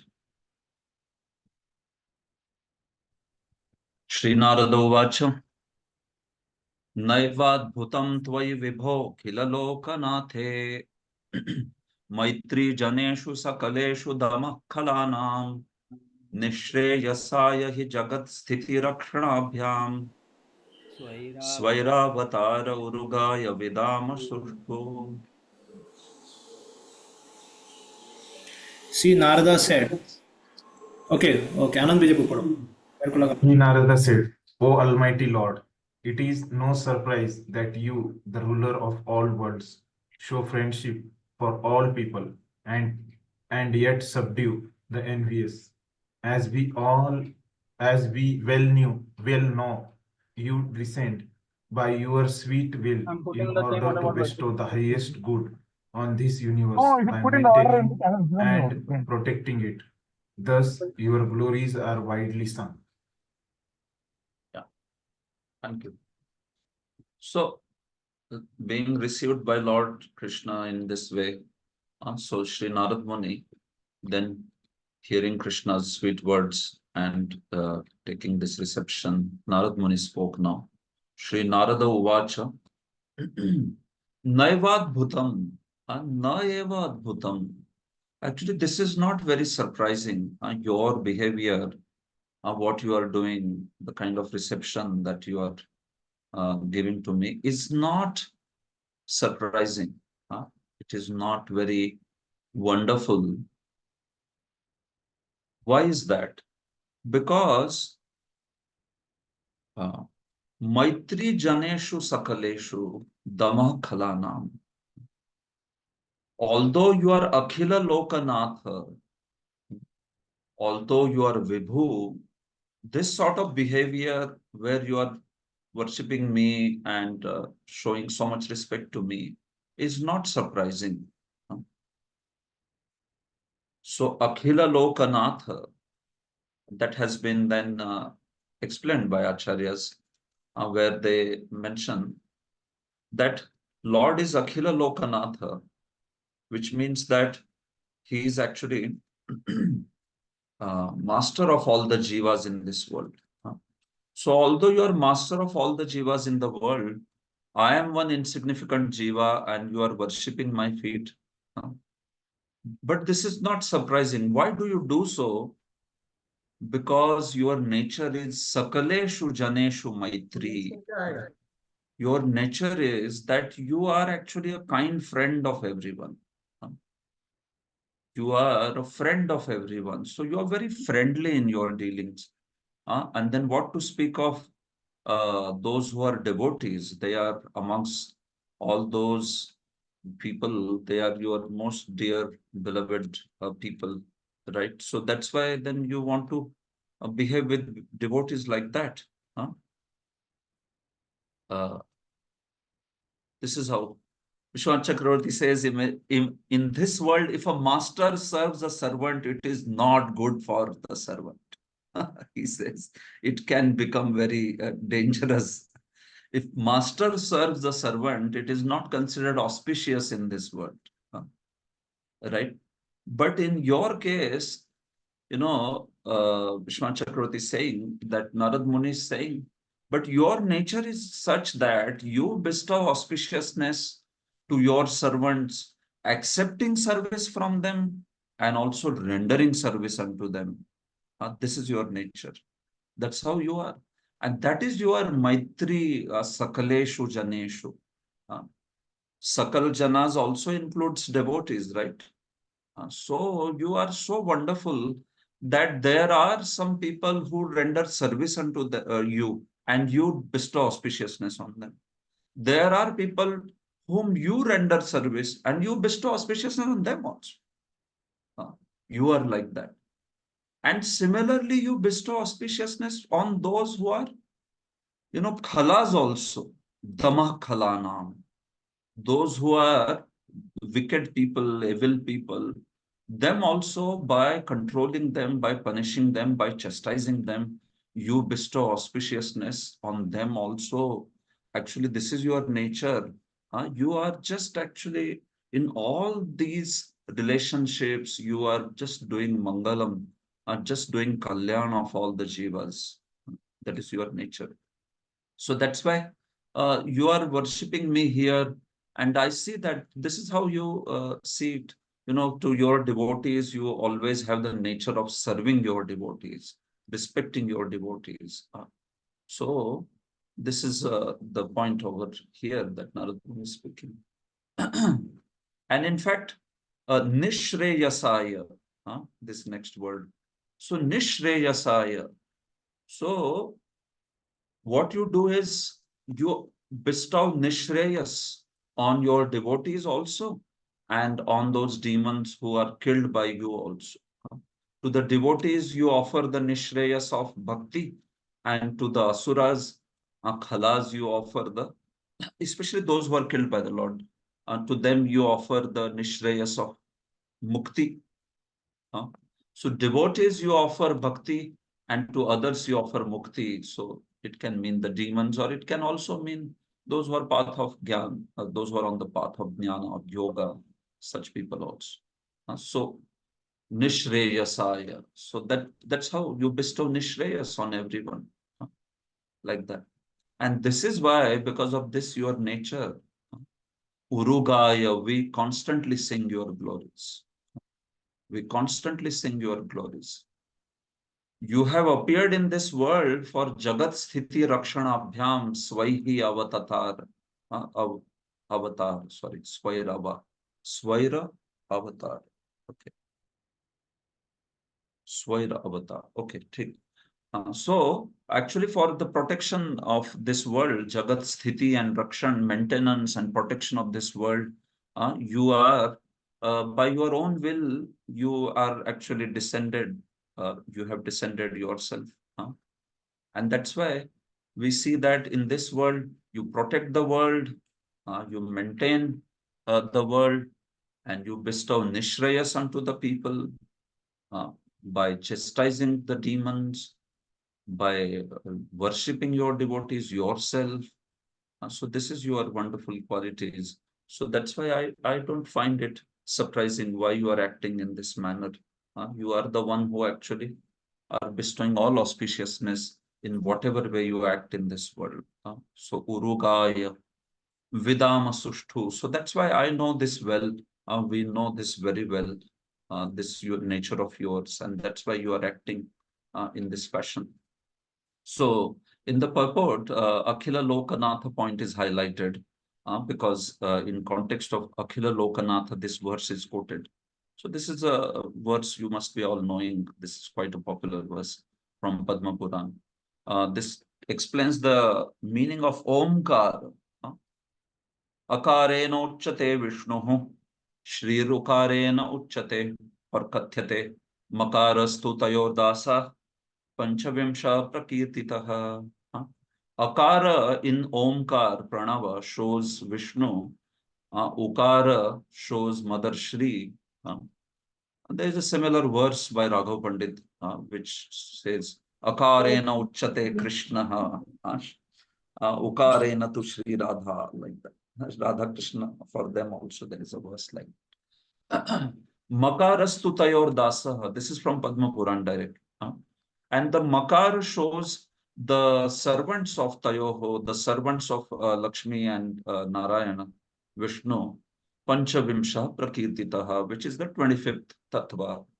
After 24 Tattvas, the 25th Tattva is the Jiva, or servants of the Lord. Panchavimsha, this way. So this is basically telling Akhila Nath, Akhila Lokanath, that aspect. So although you are master of all the people, but you see your reciprocation is different. That master, he as a master, you are basically Vibhu Samartha in acting in various ways. You sometimes render service unto a devotee, sometimes you accept service unto a devotee, you chastise the miscreants and still bestow Nishreyas on all these people. So that is how you are special. That is how your activities are. Narad Muni said. Drishtam tavangri yugalam janatapavargam brahmadivirridhi vicintyam agadha bodhai samsara kupa patitottaranavalambam dhyayam charami anugrahana yatha smriti syat. Yeah.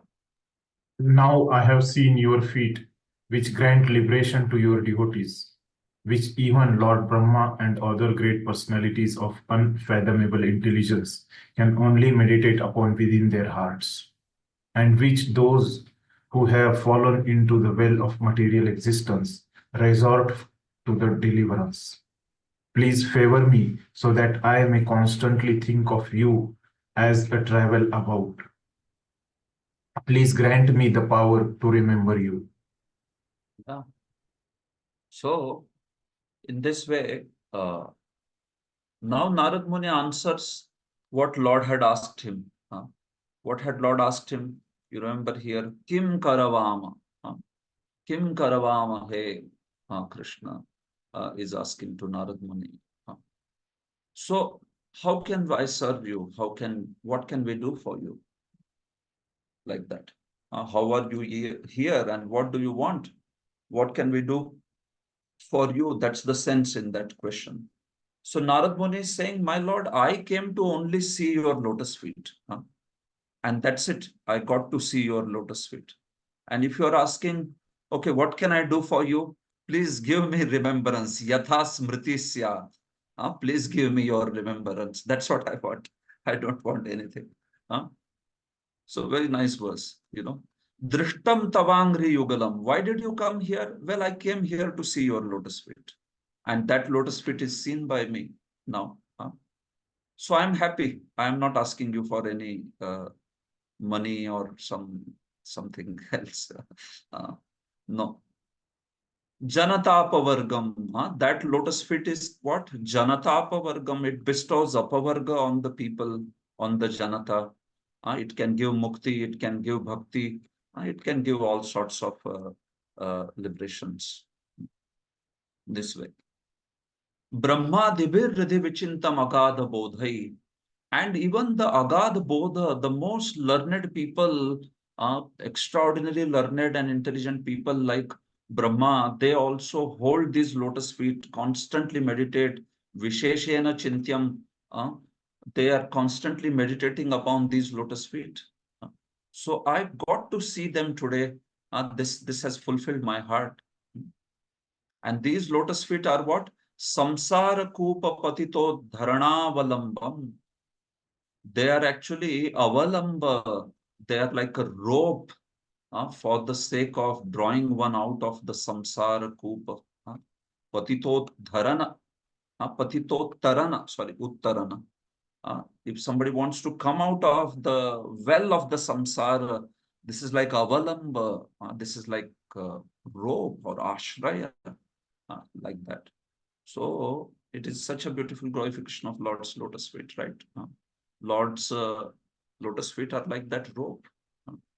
Lord's lotus feet are compared to so many different things, right?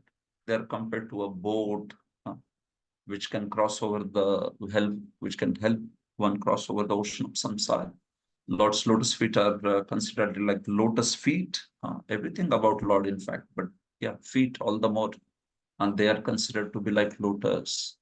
And this particular verse is glorifying Lord's feet as samsara kupa patito dharana valam. It is like a rope that can help one come out of a well, right? If somebody's fallen into a well, how can one come out unless and until somebody helps by throwing a rope? So Krishna is throwing that rope.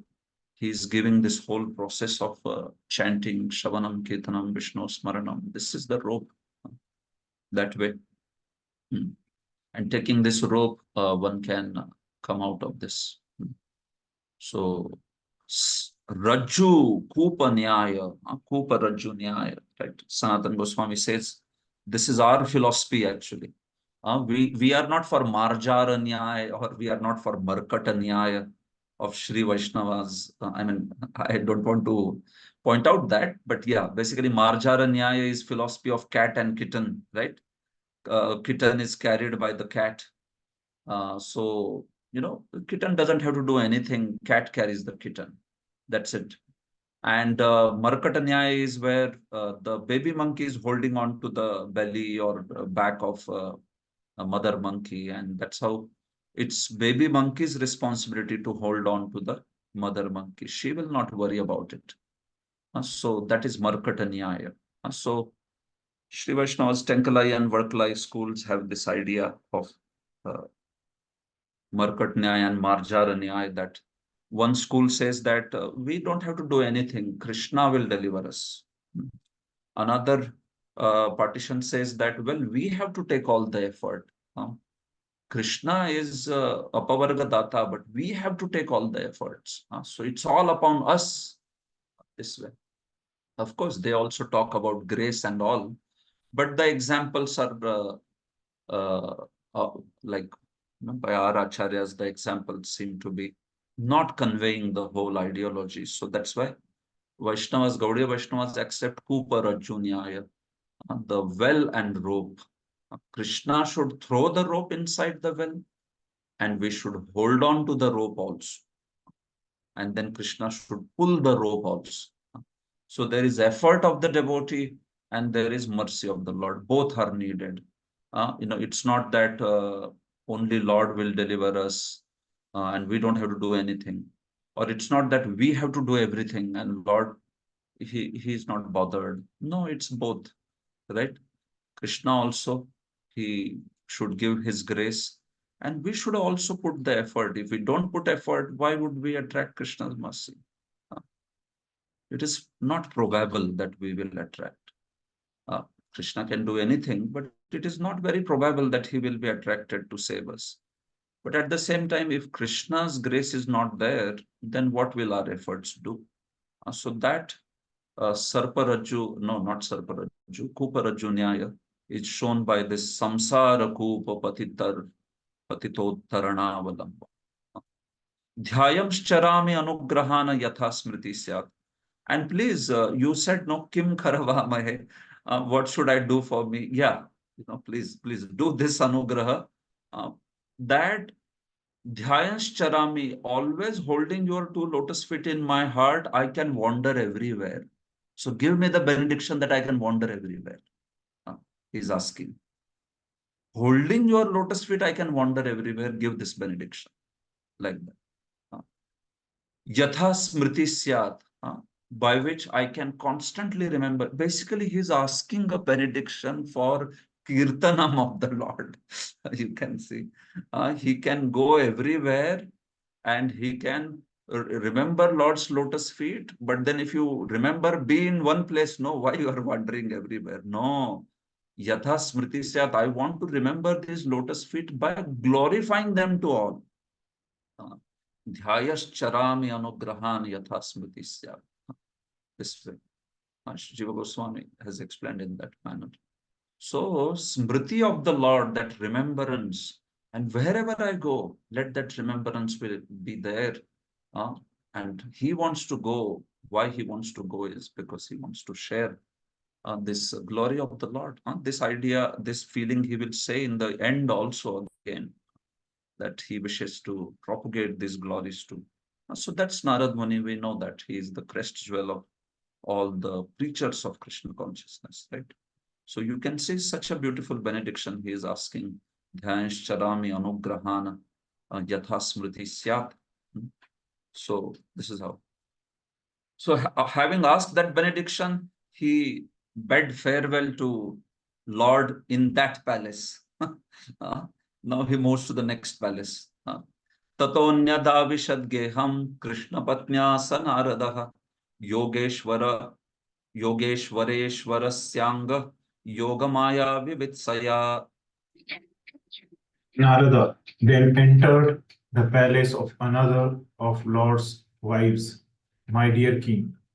He was eager to witness the spiritual potency possessed by the master of all masters of mystic power. Yeah, so then having witnessed here Lord Krishna's these activities, now he wanted to move to the next palace. Oh, okay. In last verse, one point I forgot to speak. It's a very nice point. Vishwant, no, not Vishwant, Jiva Goswami mentions that he says that, see, I got your darshan, drishtam tavangri moolam. I got your darshan. So that's it. That's the perfection of life. So then Krishna says that then what more do you want? You got the darshan, right? That is it, finished. So he says that I got the darshan of your lotus feet, but the stability, the sthirata of getting your darshan is not there. The sthirata, the stability of getting your constant darshan of your lotus feet is a privilege only for few souls like Rukmini and others. That privilege is not with me. That privilege is not with so many people that they can constantly see your lotus feet. So that's why you please give me this benediction that yatha smriti syat tatha dhyayatah dhyayan charami. Who all can have that benediction of being able to see Lord's lotus feet constantly? Being able to meaning, I'm saying seeing the Lord's feet mean actually you are in Lord's association. That way I'm saying. So Narad Muni is saying sthirata, stability of such a benediction is very rare. Very few people can have such thing. So that's why I see that I am also not qualified for such a thing.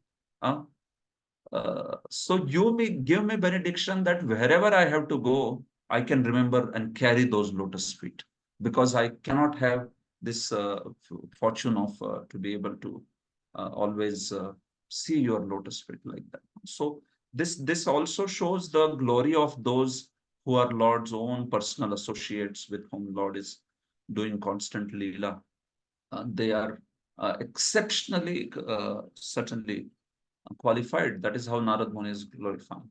But then he also wants to go because he wants to preach the glories of the Lord, share these wonderful pastimes of Lord with the people. So both the sense are there here.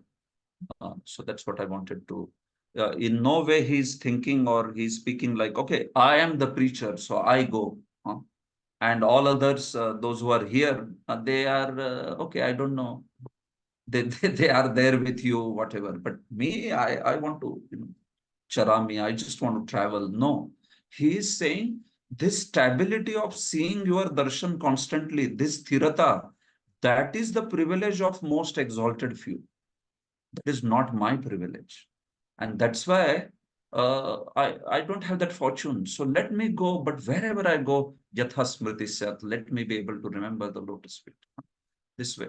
So I mean, although he's the most extraordinary preacher, but he's also very humble. He also is genuinely glorifying the fortune of personalities like Rukmini or Lord's other associates who can constantly associate with those lotus feet. So this is the point. Okay. So from there, he went to Satyabhama's palace. The next palace was Satyabhama. And Yoga Maya Vivitsaya. He wanted to know the Yoga Maya. Vivitsa is the desire to know, right? So the desire to know what? The desire to know Yoga Maya's influence. Yogeshwareshwarasya. And Lord is not just yoga with, he is not just a yogi, he is not just Yogeshwara, he is Yogeshwareshwara, like that. Because Yogeshwara also, there can be people like Shiva and all also can be called as Yogeshwara. So Lord is Yogeshwareshwara on this way. So Lord, Narad Muni wanted to see his Yogamaya, so that's why he decided to go to other palaces. So now we can go first, because this is just description of other palaces and what was happening. Divyantam akshais tatrapi priyaya chodhavena cha pujitah paraya bhaktya pratyutthanasanadibhi prishtascha videshe vasau kada yato bhavaniti kriyate kim no purnanam apurnayarasmadadibhi athapi bruhi no brahman janme tachobhanam kuru satu vismita utthaya tushni manya dagat griham. There he saw the Lord playing at dice with his beloved consort and his friend Uddhav. Lord Krishna worshipped Narada by standing up, offering him a seat, and so on. And then, as if he didn't know, asked him, "When did you arrive? What can needy persons like us do for those who are full in themselves? In any case, my dear Brahman, please make my life auspicious." Thus addressed, Narada was astonished. He simply stood up silently and went to another palace. So you can see, when he went to Satyabhama's palace, he saw there that Krishna was Divyantam. Krishna was playing there. And he was playing Aksha. Aksha means Chaucer, dice, the game of dice. You must have seen Chaucer. It's played. So this he was playing Aksha, and he was playing with Uddhava. No, sorry, he was playing with Satyabhama, but Uddhava was there with them. Uddhava was what? He was not playing with the Lord. He was a Sakshi. He was witness. Because Satyabhama was so prominent, sometimes Lord would win, but then still Satyabhama would say, "No, I won actually." So then Uddhava was kept as witness. You be impartial. You tell who won. Like that. So Uddhava was there standing as witness. He was not playing. Chaucer is played in 2 people, not 3 people. So that's how Uddhava was there, to control and be impartial judge. Pujitaha paraya bhaktya. So when he saw Narad Muni there, so now you see, he had been to Rukmani's palace and Lord had spoken there, worshipped him. So many things have happened. But in this palace, when he entered, then Lord suddenly, got up and he said, "Oh, Narad Muni, when did you come?" So, again, he spoke to him as if, obviously not as if, but that's how it was. This is called as Abhimana Bheda. This is called as Abhimana Bheda. Lord manifested within his palaces Prakasha Bheda, Abhimana Bheda, Parshata Bheda, Kala Bheda. He manifested even a different identification, so to say, identification in the sense that, okay, he had seen Narad Muni, in prior palace. So now why is he asking, when did you come? What can we do for you? And what can we imperfect people do for you? No, that's what. It is a completely new identification now, in the sense that that personality and this personality, they have a different abhiman also.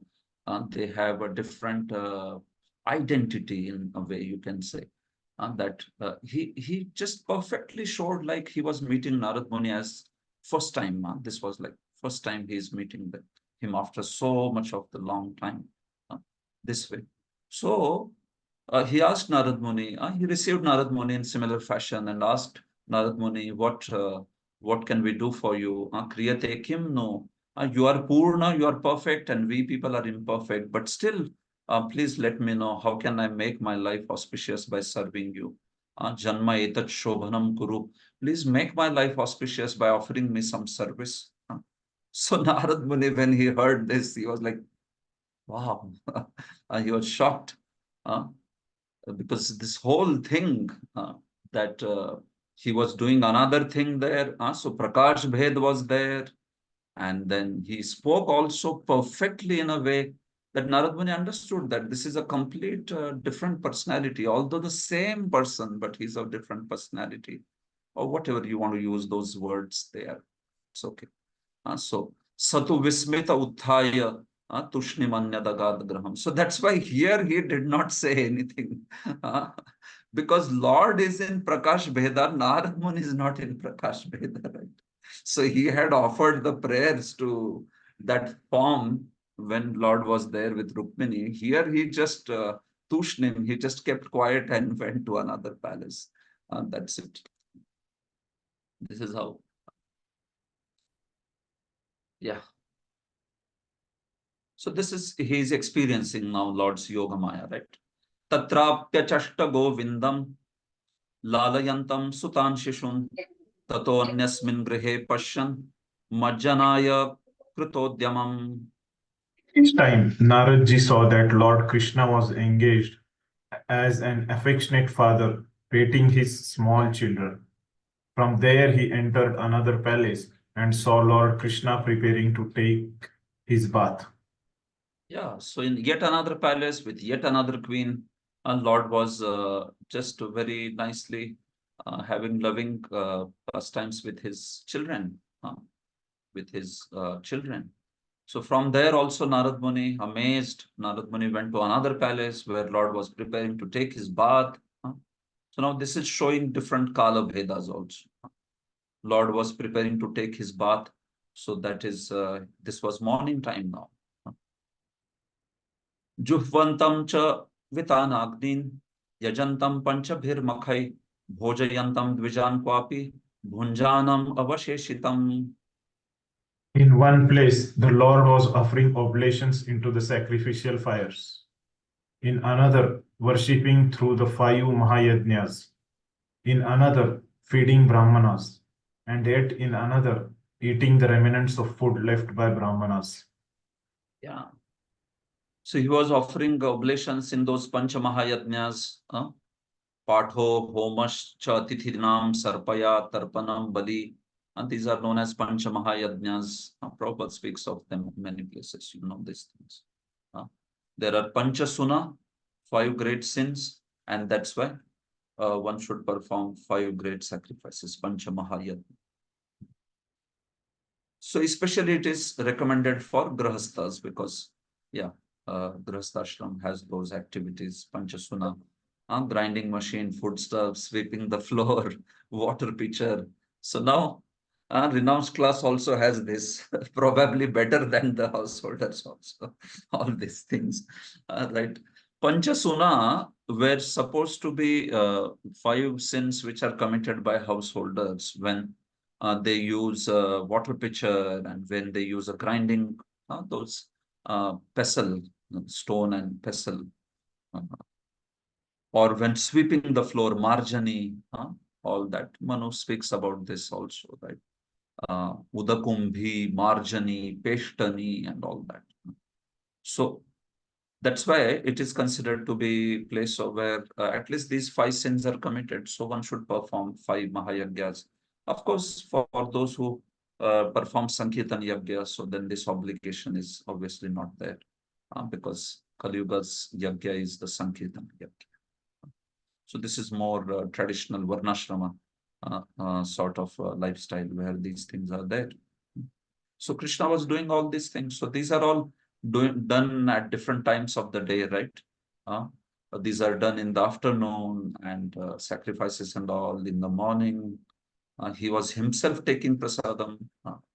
So all these are activities in different times. So fire sacrifice is morning ritual.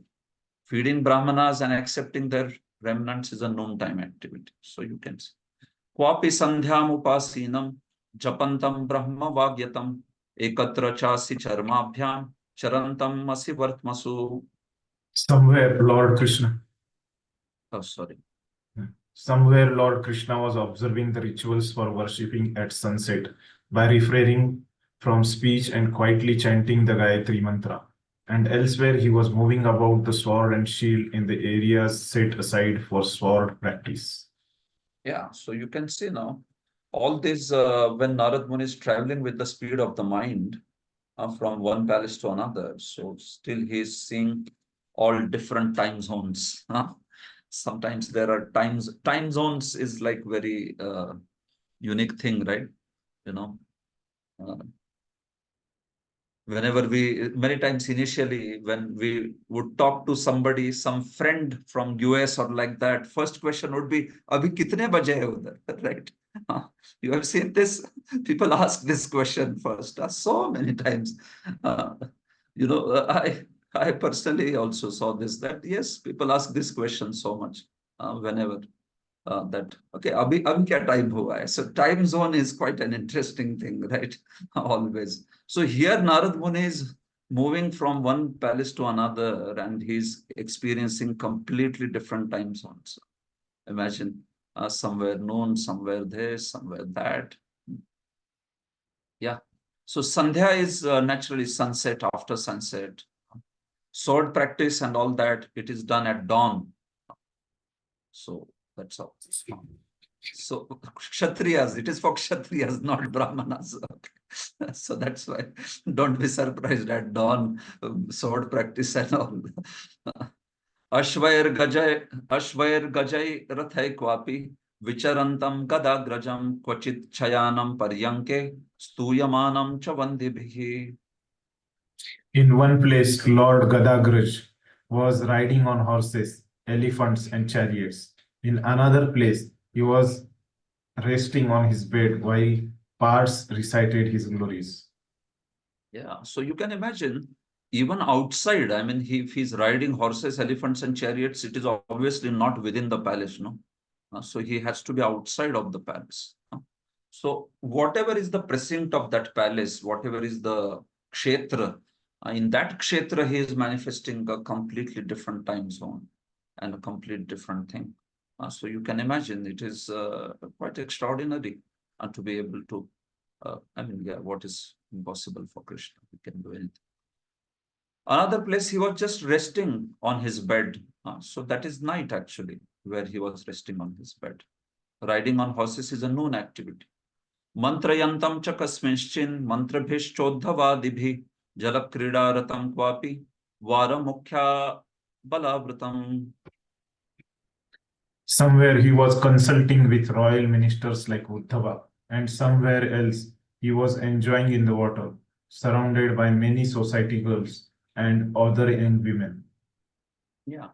In some places, he was again, consulting with ministers like Uddhava. So you can see Uddhava also must be manifesting with some Prakash Bhed there.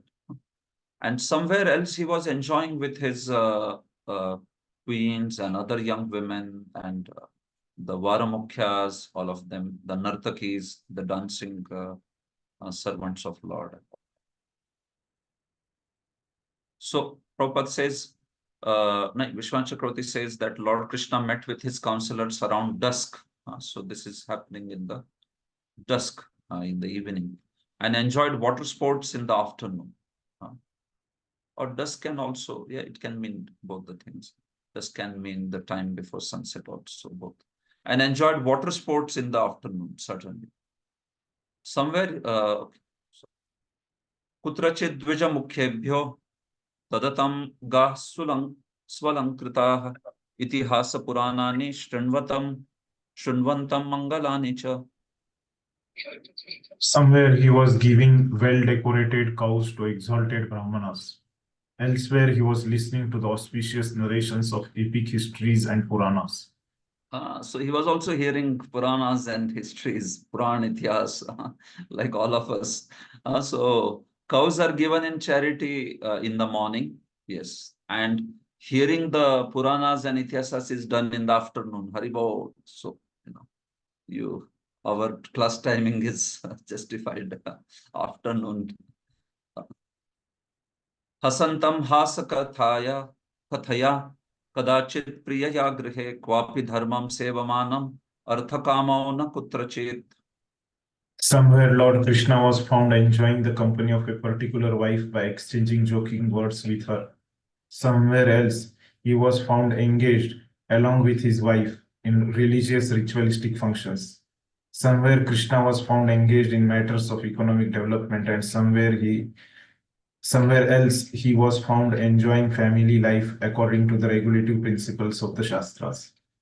Yes, and all his also, his enjoying company of his wife, and then also other matters of dharma, artha, kama. Just this is all just to show a good example of what is dharma, what is a rajarshi, what is a king who is living as per the codes of dharma. So he was doing all this like that. So now this text 30 shows that, okay, previously it showed dharma, artha, kama aspects, how he was setting an example. So now this shows how he was setting an example for moksha or spiritual upliftment. Dhyayantam ekam asinam purusham prakrite param shustrushantam gurun kwapi kamair bhogay saparyaya. Somewhere he was sitting alone, meditating on the Supreme Personality of Godhead, who is transcendental to material nature. And somewhere he was rendering menial service to his elders, offering them desirable things and reverential worship. So especially these activities, Jiva Goswami says they are for those who are mokshakamis, meditating on the Supreme Lord. Although he meditating on Supreme Lord, what is that? That is he meditating on himself, certainly. But then, yes, it is shown as an example. So he was meditating on Lord Narayana himself. He is showing that example for all the people. Or it can also mean he was meditating on himself, Krishna. This way, he was also serving his Guru Janas, his spiritual masters also, by worshipping them and offering them various kinds of service this way. So this is all done in Brahma Muhurta time. So Brahma Muhurta time, what he is doing is being shown here.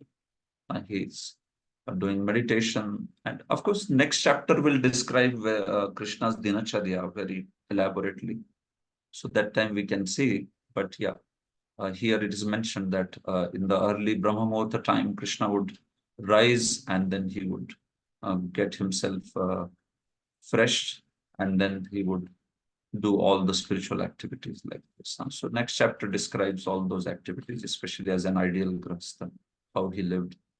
Kurvantam vigraham kaishchit sandhim chanyatra keshavam putrapi sah ramena chintayantam satam shivam.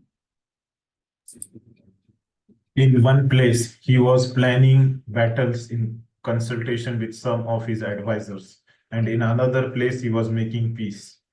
Somewhere, Lord Keshava and Lord Balram were together pondering the welfare of the pious. Yeah. So, yes, all these things. Text 32.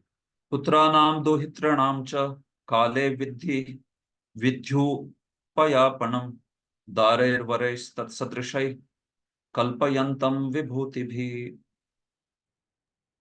Narada saw Lord Krishna engaged in getting his sons and daughters married to suitable brides and bridegrooms at the appropriate time, and the marriage ceremonies were being performed with great pomp.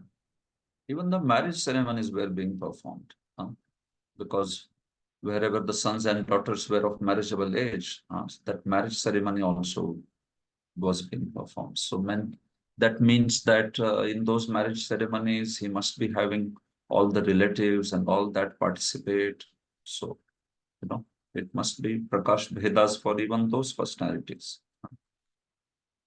Prasthapanopanayanair apatyanam mahotsavan viksha yogeshware shasya yesham loka visismire. Narada observed how Sri Krishna, the master of all yoga masters, arranged to send away his daughters and son-in-law, also to receive them home again at the time of great holiday celebration. All the citizens were astonished to see these celebrations. Yeah.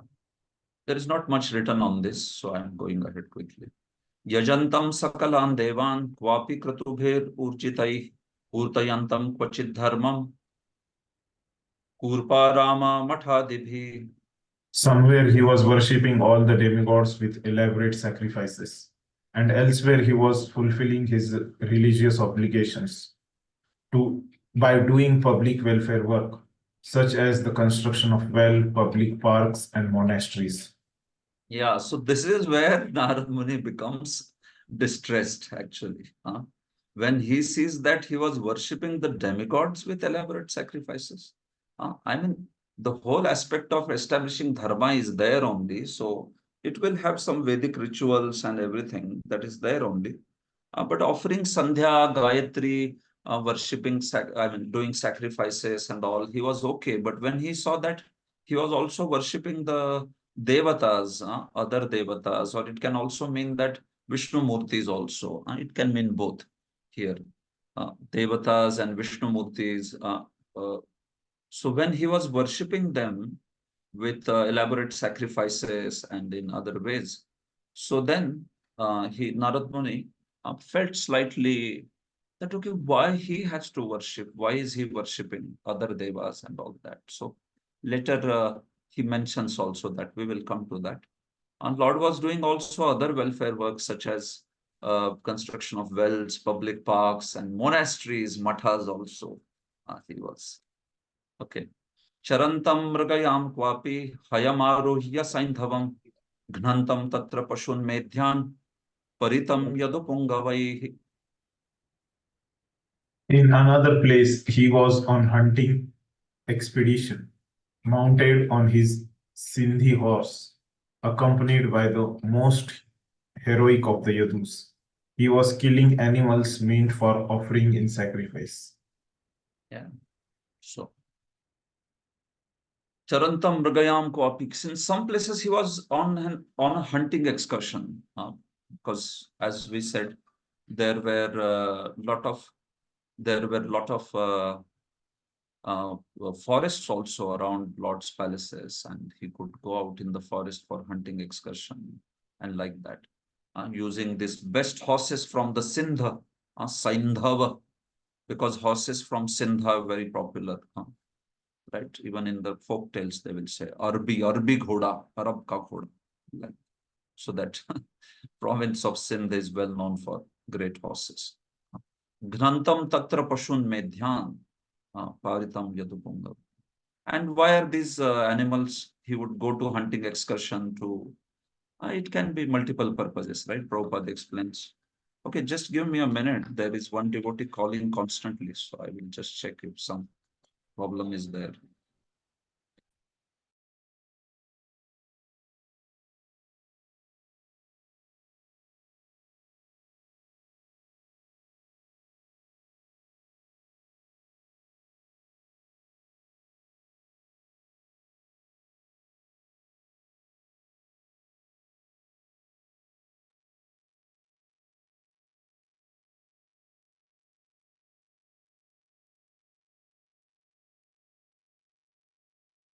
Okay, so Prabhupada explains there are different purposes of hunting excursions, right?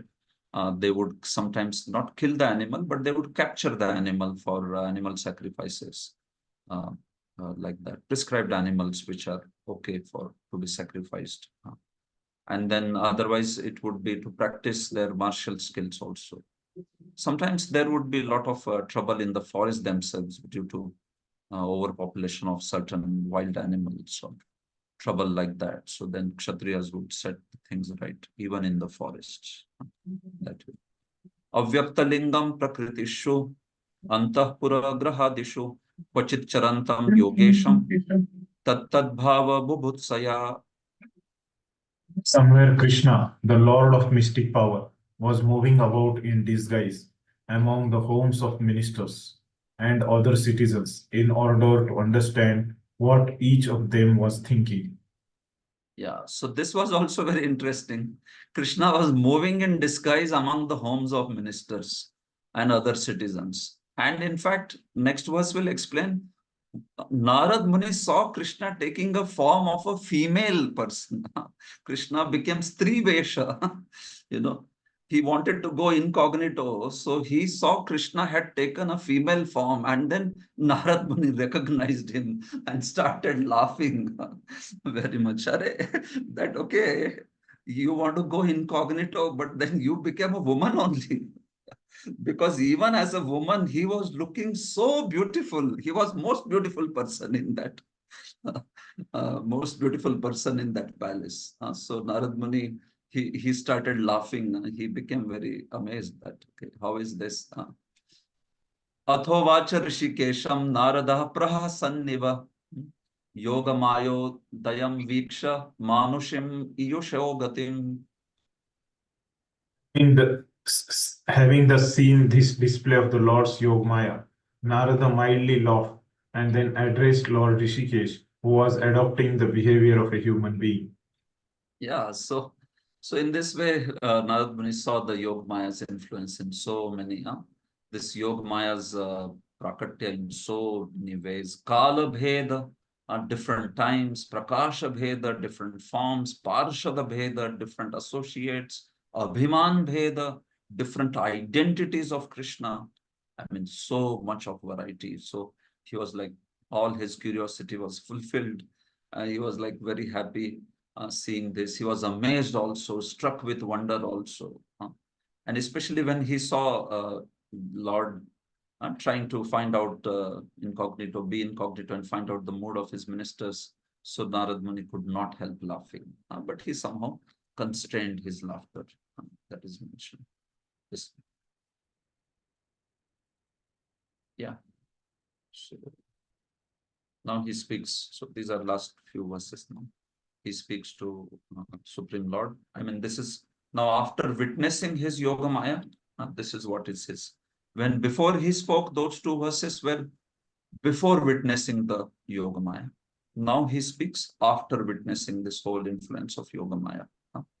Vishwanath Chakravarti does say that although Narad Muni was traveling by the speed of the mind, but in order to experience 16,108 palaces, so he was there for few days. He stayed in Dwarka for few days, it says. This whole thing is happening for few days, that way. So, I mean, in some places, he must not have just stayed silent. He probably would have taken a lot of, he might have talked there, or he might have participated in some particular thing that way. So that's how, just a minute. So that's how it must have taken some more time also. So he was there for some time. Vidama yoga mayaste durdasha api mayinam yogeshwaratman nirbhata bhavatpada nishevaya. You have to read the translation. Okay, you continue, Prabhu. You only read till the end now. We are anyway. Narada said, "Now we understand your mystic potencies, which are difficult to comprehend, even for great mystics. O Supreme Soul, Master of all mystic power, only by serving your feet have I been able to perceive your powers." Yeah. So Vidama Yoga Mayaste Durdasha Apimayinam. Oh my Lord, now Vayam Vidama, now we understand your Yoga Maya, which is actually very, very difficult. For great mystics also, it's very difficult. And I mean, they may know some small proportions of Mahamaya, but your Yoga Maya is so much more. Your Yoga Maya is actually so much more than that. So that's why Durdarsha Apimayinam. Some may be great yogi or like that with great mystic potencies, but Yoga Maya is so much above that, right? It is just outside of realm of Mahamaya completely. So Yogeshwaratman Nirbhata. So that same Yogamaya Nirbhata, I was able to perceive it. It manifested in front of me. How Bhavat Pada Nishevaya. This has happened only because of service to your lotus feet. I mean, as devotees only, he is saying that only devotees can understand Yoga Maya. Only those who are having fortune of serving your lotus feet can understand. this Yoga Maya. For others, it is just Durdasha, Durdarsha, sorry. It is just so much difficult to see or understand this way. But our fortune is this. So Narad Muni had recognized the Lord when he took different forms to go incognito. So he very much enjoyed the Leela. So having recognized one of those forms that Lord took incognito, then he speaks the words. Vidama. Bhagwan, hum to samajh gaye aapki yog maya. Like that he is speaking, having seen this. So he was somewhat sad to see Lord worshipping the Devatas, especially, but he did not express it very directly. So we see that his Lord himself will speak this thing now to him. Anujane hi mam deva lokanste yashasa plutan paryatame tabo gayan lila bhuvana pavani. Oh Lord, please give me your leave. I will wander about the worlds which are flooded with your flame, loudly singing about your pastime, which purify the universe. So here also again, now Narad Muni, we see that Anujani, he is taking permission of the Lord to leave. And he says that, what will I do? Paryatami, I will travel all over the world. Lokanste yashasa plutan. So I will travel all over the world, Udgayan, very loudly proclaiming your glories. I will travel all the worlds which are full of your fame. I will go and speak about this Bhuvana Pavani Leela, all these wonderful pastimes of yours which are purifying the whole world. So I seek your permission for this. I wish to go for this purpose. So here, Vishwanath Chakravarti and Jiva Goswami, they have commented that Lord Narad Muni basically could not tolerate Lord's Leelas, could not tolerate in the sense that they made Narad Muni little bit distressed. Leelas like, basically, especially Leelas like where he is worshipping the Devatas or he is worshipping others, So they felt that actually who else is to be worshipped in this world? So see, he worshipped Narad Muni also. So Narad Muni was distressed due to that also, certainly. It's not that he is distressed because Lord is worshipping Devatas, but then Lord is worshipping him also. So this was also another reason. So two reasons are mentioned. One reason was that he could not bear that Lord was worshipping these Devatas and all that, although they are all insignificant servants of him. And then he also saw that wherever he was going, Lord was also offering great reception to Narad Muni. So Narad Muni was also distressed by that thing, that he was offering so much of respect. And we saw that how in the first palace, so something similar must have happened, right? So that's why he wanted to know, and also having his fulfilled his curiosity about Lord's Yog Maya and his Yogapatya, his simultaneous manifestation of all these things. So he was now ready to take the permission of the Lord and leave. In fact, he wanted to leave to preach the wonderful Leelas. So that's Narad Muni, right? Narad Muni loves to preach the glories of the Lord all over the world. So Udgayan, he is saying that this is Bhuvana Pavani, such beautiful Leelas I will now tell everywhere. These wonderful Leelas. And that's why I seek your permission for this. Even Narad Muni was bewildered to see Lord Krishna's amazing pastimes as a human being. So now he wants to get the permission to return to his normal service of traveling and preaching. So this is how it is such a wonderful thing. I mean, one thing is that witnessing Lord's pastimes is certainly very, very great. A person who is fortunate, he gets that. But then sharing that knowledge with others, that is also so much being highlighted by Narad Muni here, right? That he is seeking Lord's permission so that he can preach all these wonderful things. So Prabhupada was also in this mood. Always he spoke of this aspect, sharing Krishna consciousness this way. Inspired by what he has seen he wants to preach widely the glories of the Supreme Personality of Godhead, Shri Krishna. And this when Krishna noted this distress also within the heart of Narad Muni, he noted that Narad Muni was somewhat little bit unhappy also.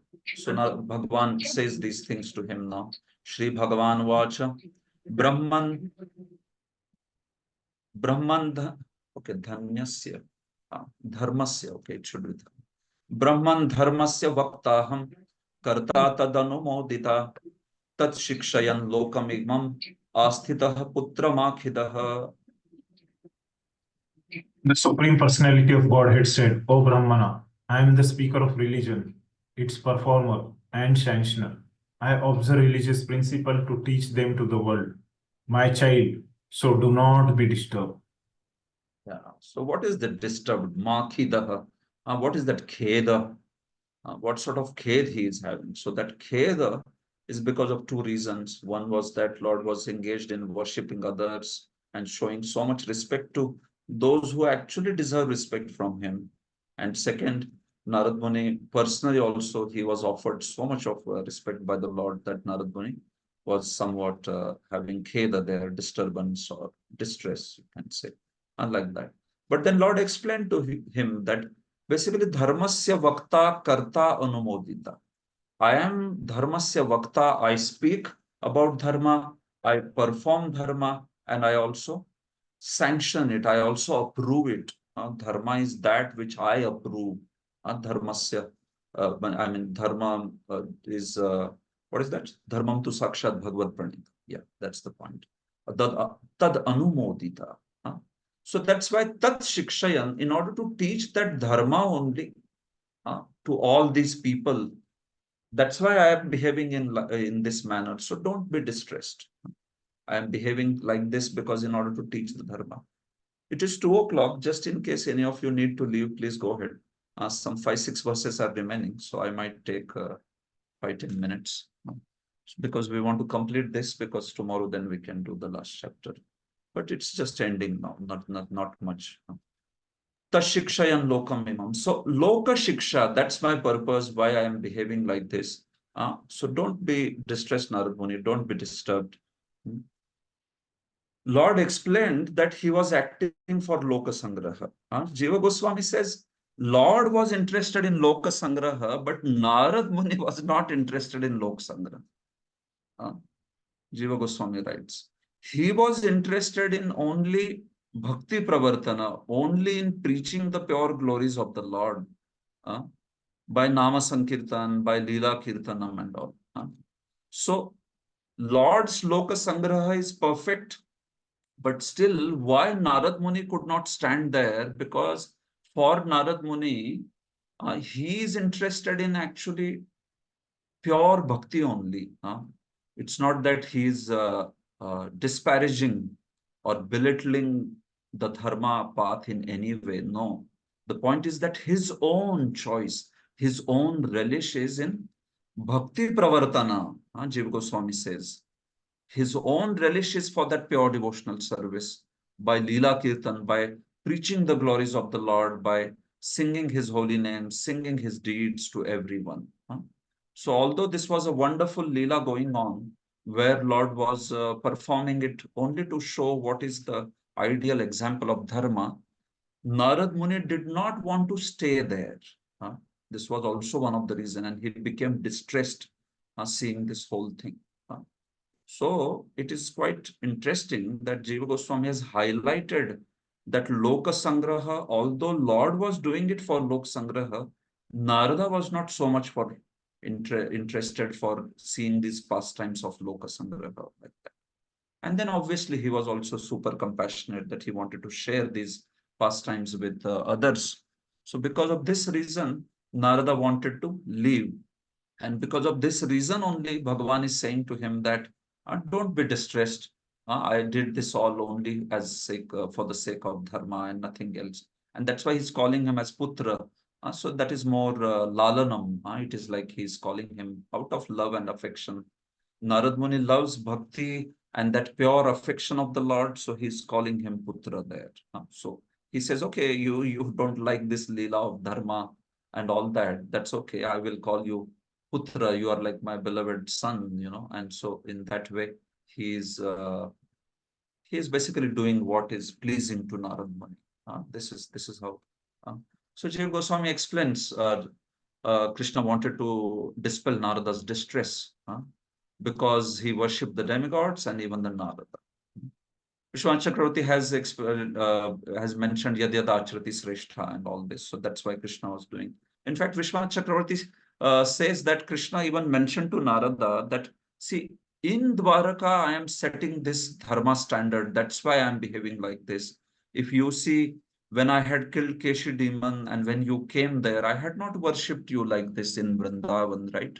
I did not worship you like this in Vrindavan because in Vrindavan, I was not acting as an ideal king and kshatriya and a grahastha or anything like that. Our Lord was not grahastha there, obviously. But he was not acting like as a king or anything. Vrindavan Leelas are Leelas of Bhagavatta. In Dwaraka Leela, at least there is some Loka Shiksha, but in Vrindavan Leela, there is hardly any Loka Shiksha. It's just pure pleasure pastime of the Lord. We can draw some shiksha for helping out people. That's okay. Like, Bhakti Vedanta himself is speaking about Naimittika Leela, right? The demons and what do they signify and all. That is okay. That is there, certainly. But Lord's own purpose in doing those pastimes is primarily his own pleasure. Naimittika is literally a nimitta. It is not considered pradhan. It is not considered the primary thing. The primary thing is the Leela Utkarsh, the excellence of his pastime with his devotees. But as sadhakas, it's very important that we share the lessons as Naimittik Leelas suggest those lessons. So when you came to me after killing of Keshi demon, that time I didn't worship you, but here I worshipped you because you remember, here I am in Dwarka and I'm setting that example this way. And don't think that you have committed offense by allowing me to bathe your feet or like that. No, actually it is like you are like my son. And when son sits on the lap of father, so son's feet are touching the father, but that does not mean that father is offended. So similarly, you have not offended me at all. So in this way, Lord, he also spoke these loving words to Narad Muni and thus bade farewell, allowed Narad Muni to leave, gave his permission for Narad Muni to leave. Okay, so Shukdev Goswami is now concluding this. Shri Shuka Uvacha, Ityacharantam Saddharman Pavanan Graha Medhinam Tameva Sarva Geheshu Santumekam Dadarshah. Shukdev Goswami said, thus in every palace, Narada saw the Lord in his same personal form, executing the transcendental principles of religion that purify those engaged in the household affairs. Yeah, so this is more like summary of everything, summary of what all we read till now.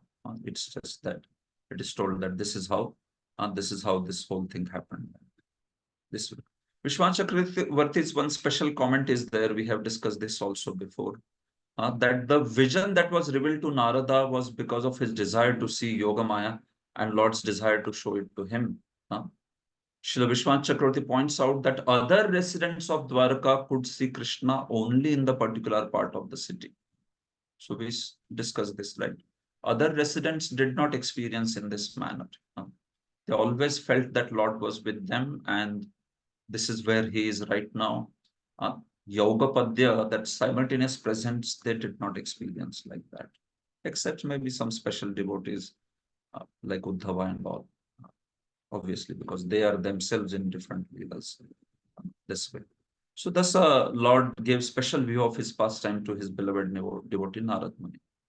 Krishnasya ananta viryasya yogamaya mahodayam muhurdraštva rishirabhut vismito jata kautukaha.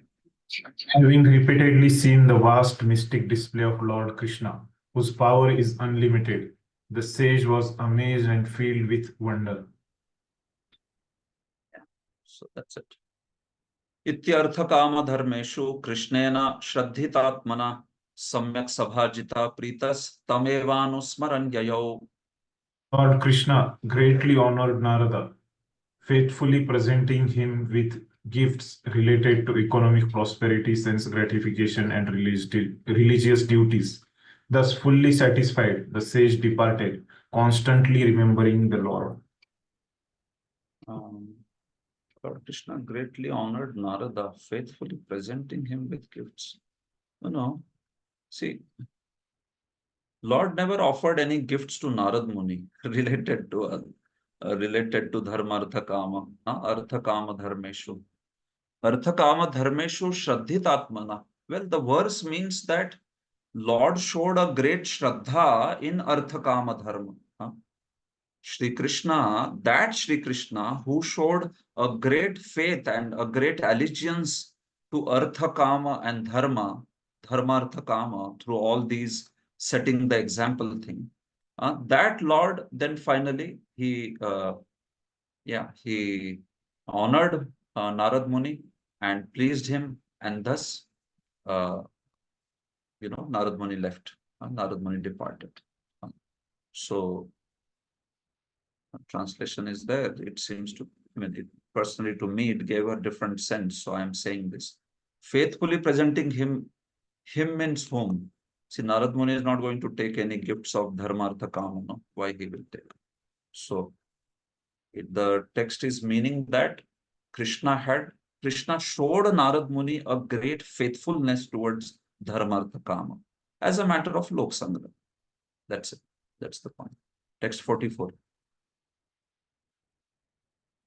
एवं मनुष्य पदवीं अनुवर्तमानो नारायणोऽखिल भवाय गृहीत शक्तिः रेमेंग षोडश सहस्र वरांगनानां सव्रीड सौहृद निरीक्षणः सजुष्टः. In this way, Lord Narayan imitated the ways of ordinary humans, manifesting his divine potencies for the benefit of all beings. Thus, he enjoyed, dear king, in the company of his 16,000 exalted consorts, who served the Lord with their shy, affectionate glances and laughter. So all these pastimes Lord performed, Manushya Padavim, following the ways of the humans. But when we see that, we don't have to consider that everything of Lord was just showing the ways of the humans. So he may show dharma, artha, kama like humans, but when he enjoyed with his 16,108 wives, and when he enjoyed their affectionate glances, laughter, and all that, that is actually the pastime of love. We have to know that Lord is acting for the sake of showing dharma, artha, kama, that is loka sangraha. Lord is also acting for the sake of prema prapti. So for Vaishnavas, so for a normal person, he may see Lord's dealings with his wives and all as he's setting an example of just an ordinary householder. But as devotees, we see these things as Lord's actually loving pastimes with his devotees, with his consorts. Okay, so it is for Vaishnavas, it is for prema prapti. For others, it may be just loka sangra. When he is worshipping demigods, then that is loka sangraha for us also as Vaishnavas. So Vishwanath Chakravarti is categorizing the pastimes also here. He says some of these things are loka sangraha, but Lord's pastimes with Dwarka queens and all that, that is not loka sangraha. That is actually his pastimes of love. So the same activities of Lord, they are being seen at different levels. That's what his point is. So devotees understand what is loka sangraha and what is prema prapti, meaning what is for setting an example for the people and what is actually his pastime of love. So Lord's pastimes are combination of these things, and that's why he is ending with this particular verse where he says, Ananya Vishayani Yani Havishwa Vilayodbhava Vritti Hetu Karmanyananna Vishayani Harishchakara Yastvanga Gayat Shrunodyanumodate Va Bhaktir Bhavet Bhagavati Hi Apavarga Marge. Yes. Lord Hari is the ultimate cause of universal creation, maintenance, and destruction. My dear king, anyone who chants about, hears about, or simply appreciates the extraordinary activities he performed in this world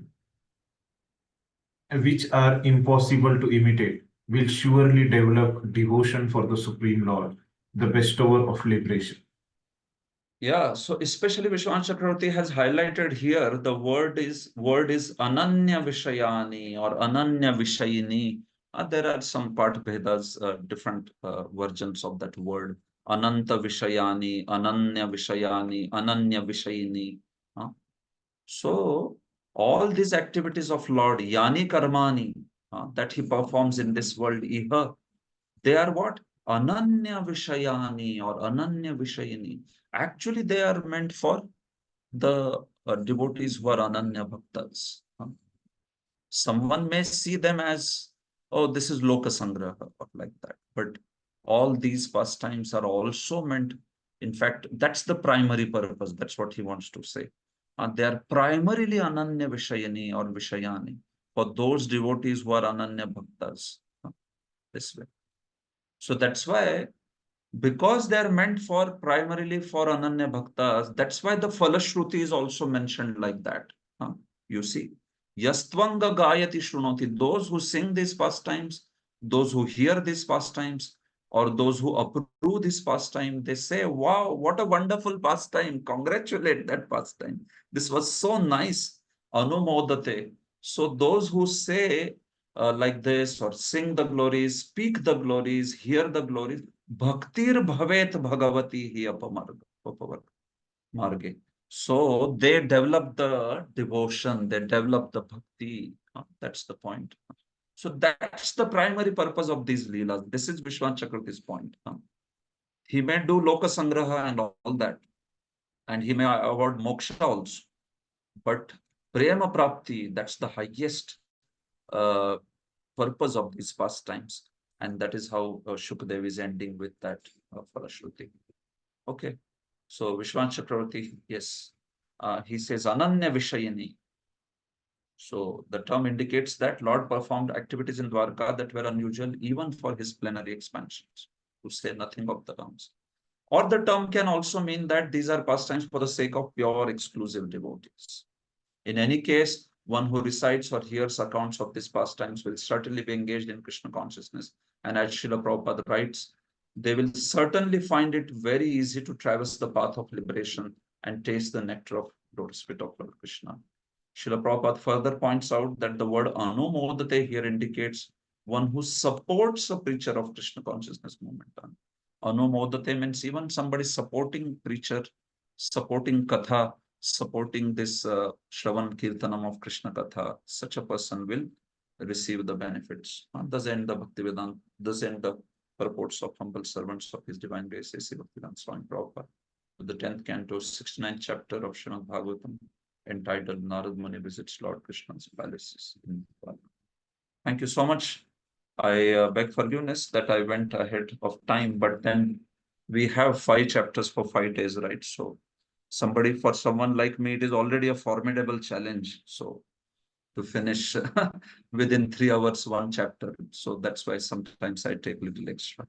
So hope you don't mind. But anybody needs to leave on time, please go ahead. I never have any issues with that. So you can leave at 2 o'clock or whenever you want after the time. Okay, any questions anyone has? Others can leave. Those who need to leave, please go ahead. No problem. If someone has questions, please stay back. We can take some question and then end. Srila Prabhupada ki jai. Granthra Srimad Bhagavad Mahapurana ki jai. Jai. So Radha Kunj Bihari Prabhu. Yes. Yes, Prabhu, 3 questions. First one is Sri Ramanuja, when he spoke with, I think, Lord Ranganath, as much as I remember, and Ranganath Swami told him that, yes, I mean, it is when Ramanuja told Ranganath that it's very difficult for devotees to remember you at the end of life. So, what is the gati? So then he said that they don't need to remember me while leaving, because the entire life who has remembered me, I will remember them during their leaving. So in this particular instance, it is the well and rope again, right? So Sri Sampradaya has that well and rope here. No, that's what I'm saying. Certainly, see, this particular pastime has happened with Kanchipurna, right? As far as I know. Yeah, and Kanchipurna belongs to Varadraj's, I mean, that particular deity, Varadraj, and also they are all the devotees. Yeah, this happened with Kanchipurna. So anyway, Kanchipurna or all these personalities, they don't belong to any schools. The two schools, Vadakalai and Tenkalai, they developed only later with Vedanta Deshikan and Pillai Lokacharya. Pillai Lokacharya is founder of Tenkalai and Vadakalai is by Vedanta Deshikan. So that's what I said, that the examples, they do not convey it very well. Naturally, Sri Vaishnavas also understand that the efforts are needed from our side. Otherwise, why are they doing the sadhana that they are doing? But that stress of sadhana is very less in terms of the stress that is spoken of. And they speak more of grace when it comes to Sri Rangam's Vaishnavas, Tenkalai.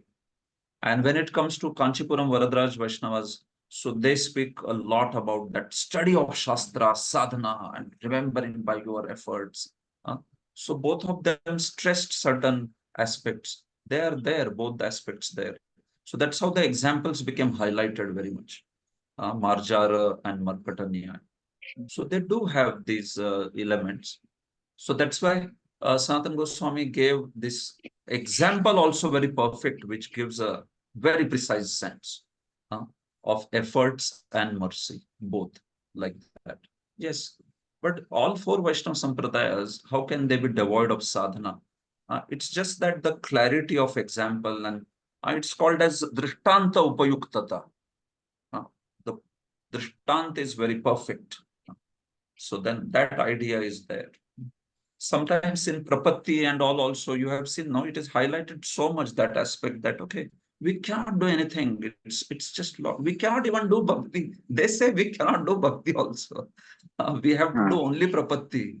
Only Prapatti. So that mood is understandable. But I mean, where is Shastra? I mean, you see, Bhakti is the process that is recommended, right? We cannot do Bhakti. How can we say that? Because everywhere Bhakti is spoken as sadhana. So how can we say that we cannot perform Bhakti? Well, you say Prapatti, but Prapatti is also what? It is limb of Sharnagati. And Sharnagati is process of Bhakti. So that's why it is all there. It's just that in terms of example, Prabhu, I wanted to differentiate. That's Yes, true.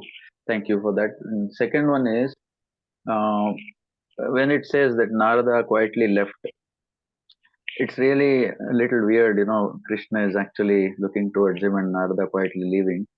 How Krishna took that at that point, how did that scene go? Is it mentioned anywhere? Narad quietly living from one palace to another?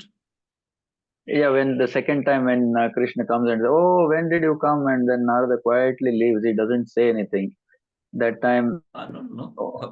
Okay. You are taking it like that. No. See, he must have reciprocated, bro. Certainly, Narad Muni. Yeah, he must have reciprocated. Yeah, but then he didn't wait for further anything. I mean, that reception or that kind of thing. He just didn't wait. He saw that he's doing different activity, and this is his Yog Maya, and he saw that there is different Abhiman also. He does not remember that he met me in the prior. He does not remember means, yeah, he's not manifesting it that way. So then Narad Muni left it. Narad Muni must have done some reciprocation, no doubt. How can not yeah, he will not thinking. disrespect the Lord. Yes. Correct. And last one is this thing always keeps haunting me, and I'm sure many others. That whole kind of Akrura and Krishna, actually Vrindavan Krishna being in Vrindavan, and Vasudev Krishna going with Akrura to Mathura and forward. So as you said earlier also, that very clearly Dwarka Krishna is that same Shamsundar, which is appealing to the heart because he cries, and this Brihad Bhagavatamrut clearly says that. So then how can we appreciate the other fact that, you have said that in the Dhama, he never leaves Vrindavan. In Bhauma is the only place where he lives and things like that. But even in Bhauma, how do we understand, that he's not left Vrindavan, and that's different, Vasudeva Krishna. Yeah. True. So on this, there is different explanations of acharyas, like Vrindavanam parityajya padam ekam na gacchati. So what does that mean in Bhaum Leela? When he is indeed Vrindavanam parityajya, he is going out of Vrindavan. And Sham Sundar is going out of Vrindavan, not like Vasudeva Krishna is going. So on this, Vishwanath Chakravarti says that there are different ways in which Shama Sundar continues to stay in Vrindavan. So he says that although Shama Sundar leaves, but in the Spurti he stays in Braja. In the heart of Brajavasis, that they can practically see him in their Spurti. So in that way he stays. He does not go away. He's continuing. So he says it's like one expansion of Krishna in terms of that expansion in their meditation. He just continues to stay in Braja. He never leaves. So he is there. And in another expansion, he is also leaving. So he's sort of speaking it something like Prakash does. So one Prakash is So when manifesting in Vrindavan. Yeah, so when this whole Prakasha thing can happen, so was the Prakasha, I mean, Prakasha is very clear, so he can manifest himself in different forms at different places, different times, but the same Krishna. So why couldn't this happen in, he was in Vrindavan also and in Mathura and Dwarka also? No, that's what in Bhauma, there is some variety of pastime from what he does in the spiritual world. These pastimes are different than what he does in spiritual world. So you can also say that, so why not in spiritual world demons, right? They can be here, they can be there also. So there is some variety from spiritual world that is obviously here. So he does that. That is Vaividhya, Leela Vaividhya is there. So in spiritual world, he does not go from Vrindavan to Dwarka. In material world, he goes, material world in the sense, Bhaum Vrindavan. He goes from one place to another.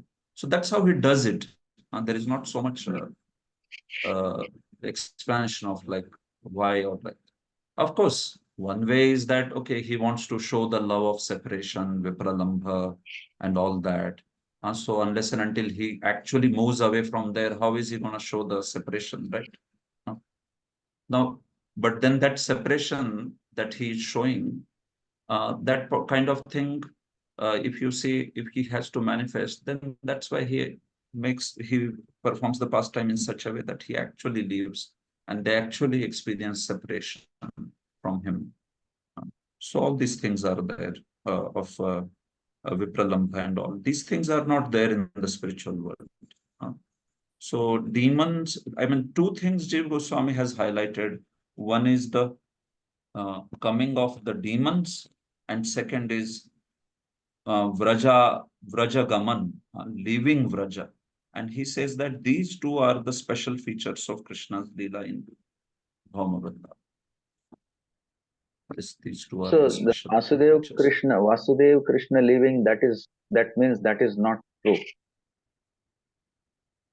No, Vasudeva Krishna and Shamsundar Krishna, these two are different features, no doubt. They are there. But our point is, see, one feature is Vasudeva Krishna, another feature is Shamsundar. These are there. Certainly they are there. The feature in Dwarka is known as Vasudeva Krishna. The feature in Vrindavan is known as Shamsundar Krishna. The actual question should be that when we talk about Dwarka, is it that it is only Vasudeva Krishna? That's the point. Or is it that there is Shamasundar Krishna, but he is manifesting only the pastimes of Vasudeva Krishna, which is also not true because he is also manifesting something related to Radharani, Gopis and all that, right? So that's the question, Prabhu. So what was shown when Akrura was taking away, that is all right. But it is more from the Tattva point of view that there are two manifestations called as Vasudev Krishna and Shyamasundar Krishna. And these two are eternally there in the spiritual world different.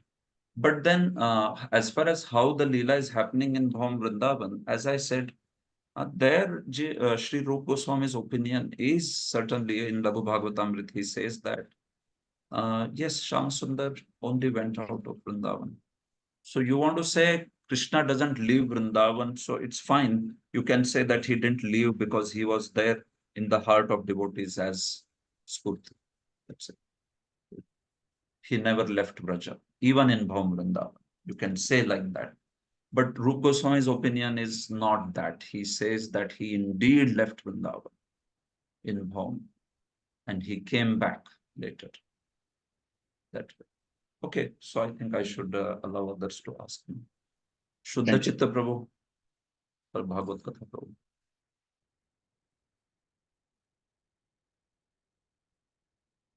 Hare Krishna. Hare Krishna Prabhu. Just wanted to have a little more clarification. Same last question about the timings. What I understood is when normally Lord showed different timings, but also you said other times also the other different timings in different palaces were there. Is it like that, or in same palace different timings, like different timings were there in the same palace? In each palace it was like Lord was showing. Is it like that? You are asking were there different timings apart from showing it to Narada also? Yeah. Is this what you are asking? Yes. Oh, certainly it was there. That's why Narad Muni had heard that all these things are there. No, that's why he came to see. You understand? Narad Muni heard from others that this Supreme Lord not only he got married Yogapath in simultaneously in these different ways, but he is continuing to do these pastimes like that. That he is showing all these different timings and different things and all. Yes. So Narad Muni was shown that in a very particular way that nobody else was seeing like that. Within those matter of 2-3 days, he just saw the whole manifestation of Yoga Maya. So that is how it is special. But was it that it was only manifested to Narad Muni and other times Lord just kept a uniform time in Dwarka? No, not like that. That's how it was. That's how he had heard also. That he is continuing to do simultaneously pastimes in such a wondrous way. So let me go and experience how it is. That's all. What is the purpose? Just to show difference of his appearances, or is there it is. Yeah, it is. Yes, it is to show his. It is to show his great Aishwarya of Yogamaya. That was the whole purpose. How he possesses inconceivable Aishwarya of Yogamaya. His Mahamaya is also inconceivable. Like in what to speak of Yogamaya. So that's the purpose for which he showed him this thing. This is where reference which purport. What? Regularly, like Lord is showing different timings. It's in first verses purport only, but read from original. Yeah. And don't read translation. Yes. Read from original. First verse only. He's telling what all is there. Sanatana Goswami and Jiva Goswami. Yes. Thank you. Yes. Hare Krishna. Thank you very much for such a beautiful description. This is amazing pastime. And it ends with like that Narayan word is there. So I was reminded of Vishnu. No, after Ras Leela, there is word Vishnu used. Here Narayan word is used, interestingly. So my question is about this Prakash is form and identity is Abhiman. So I had earlier heard, but it didn't appear to me that there were different heights of the queens. So Krishna's form was also according to that. So that is form and identity. What is exactly the difference? Prakash and No. Abhiman. See, See, Prakash talks about Ekena Vapusha, that the body is one. The bodily form is exactly the same in all its dimensions. That is Prakash Bhed. Okay. When it comes to Abhimana, means what? Like if you gave the person water to drink, and then he drank the water, and then you meet that person and say, did you drink the water? No, I never drank the water.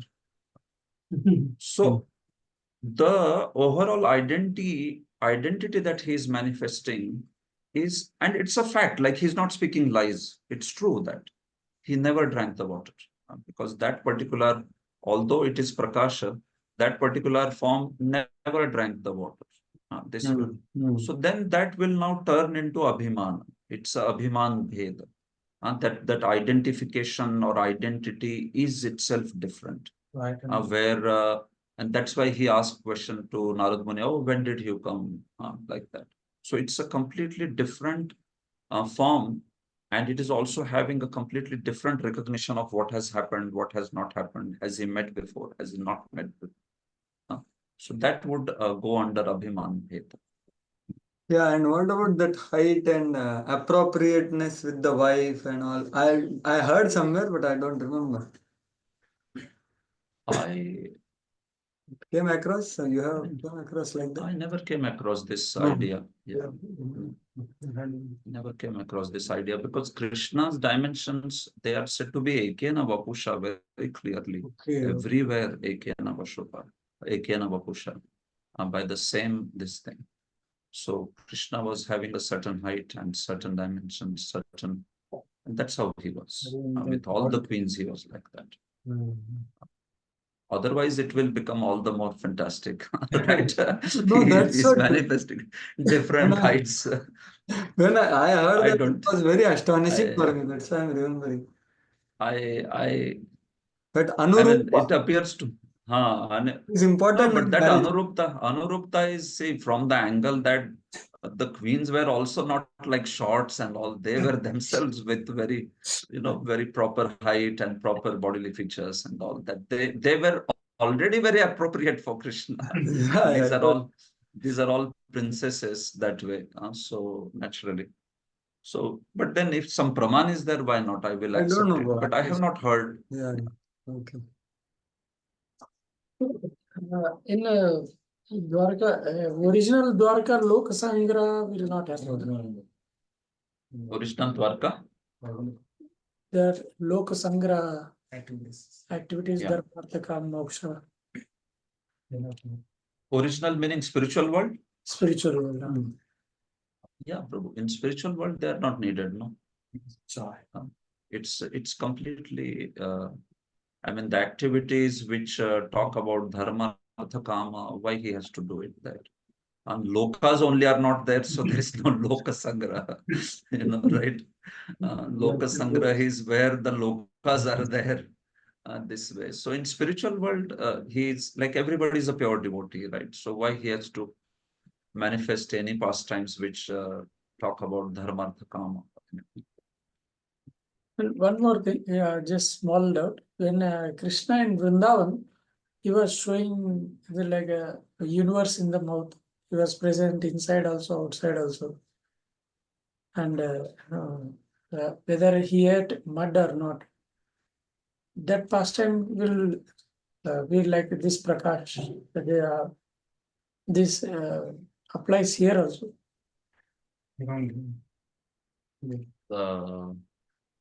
What's the question? That pastime, what? We how like Lord Krishna tells, no, I'm inside also. Yashoda is seeing Krishna within the mouth of Krishna. That was just a vision that Lord gave, Prabhu. It was not like he manifested a lot of rupas. What was there happening, he gave a vision to Yashoda of that. So in that scene that she saw in his mouth. So it is something like, in mouth he showed the video of what is happening all. It's like that. Prakashas are different forms that Lord takes. I mean, you can witness all those forms very clearly. somebody who is qualified can witness those forms. So that is Prakash. There he showed, okay, this is happening. You can see in my mouth, all the universes are there. And in that universe, Vrindavan is also there. And in that Vrindavan, Gokul is there. In that Gokul, you are there. And I am there. Like that he showed. So that was just to, I mean, that Aishwarya he showed. Sometimes in Vrindavan, he showed some Aishwarya also for glorifying Madhuri.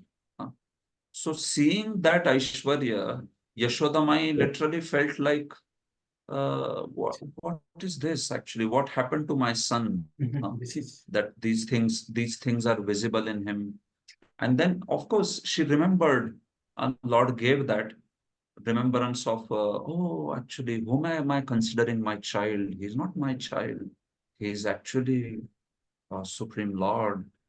But that whole thing, Lord was showing just to glorify the Vraja's love, because immediately he took it away, that awareness. And then Yashoda was feeling that it was a bad dream. Yashoda felt that, अरे ये क्या, मैंने कुछ दुस्वप्न देख लिया. What was that I saw in him and all? So she remembered the whole thing as a bad dream, actually, like a nightmare. So that's how Krishna is showing there that even if you show Aishwarya, these people, they see it as a bad dream. They see Aishwarya as a bad dream. That's the kind of love that they have. So they don't see it as, that doesn't anyway awaken them in Aishwarya in them, or even if it awakens for a slight moment, it will not stay. It will not stay. That's not there with Devaki, Vasudeva and all. They remember Lord as Supreme Lord. So that's why that pastime was there. That pastime was to glorify the Madhurya of Yashodamai, to show that. True, and Srila Vishwanath Chakur Thakur gives this example in Rite Artham Yat Pratiyate, na? Rite very fantastic explanation of Yoga Maya, Mahamaya. So it's a vision, Pratiyeta only. It's about that, na? Just that's what he gives. This is one of the example in order to show Yashoda. Yeah, basically, yes, like basically he's explaining Yoga Maya there. Yeah. So he says, what he wants to show, he shows. And if he doesn't want to show something, he doesn't show it. No? So in the explanation of, okay, if he wishes to show something, that which is actually not there, but if he wishes, he can show it that way. So that he compares Arjuna and Yashoda. Okay, maybe Yeah. talk about Arjuna and Yashoda. Okay, Sri Chaitanya Chandra Prabhu. Yeah, Hare Krishna. Just like you're telling that Lord Krishna, when he does pastimes in Vrindavan, he does just like for his pleasure. And there are many acharyas like Bhakti Vedanta Thakur and others. They tell us how we can learn different things. So this we see like Lord Krishna closing eyes when Putana came, and there are like 27 different explanations. So is it that really Krishna thought all these 27 reasons while closing the eyes, or is it that the acharyas, they are thinking in that way so that we learn something, or Lord just closed the eyes, or he was thinking actually those things? Yeah, this question is a $1 million question. It is asked many places and all. So I have checked about this also with some very great scholars of Vrindavan and all. So Prabhu, here, no, the point is that is called Utpreksha. Those 27 explanations that you said, no, that is Utpreksha. So whether Lord actually thought like that when he was performing his pastimes. So what I mean, personally, I did not get any Shastric reference on the whole thing that like this sort of thing is being analyzed, that what is an interpretation or what is considered to be something which is actually the explanation of the pastime and all that.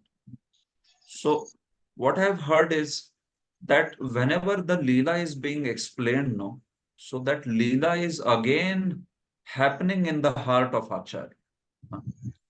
When the Leela is being explained, that whole pastime is happening in his heart again. And in that heart, all those explanations are coming within his heart, which, so it's more like fact file of Krishna's Leela is there, but that Leela, when he's within his meditation, he's meditating on it, then he's that Leela is like again appearing in that particular manner. So those revelations can be accepted as given by the Lord.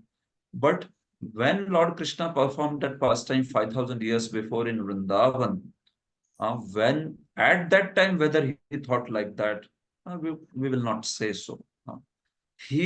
Krishna is giving that particular revelation to Acharya when the pastime is happening within his heart.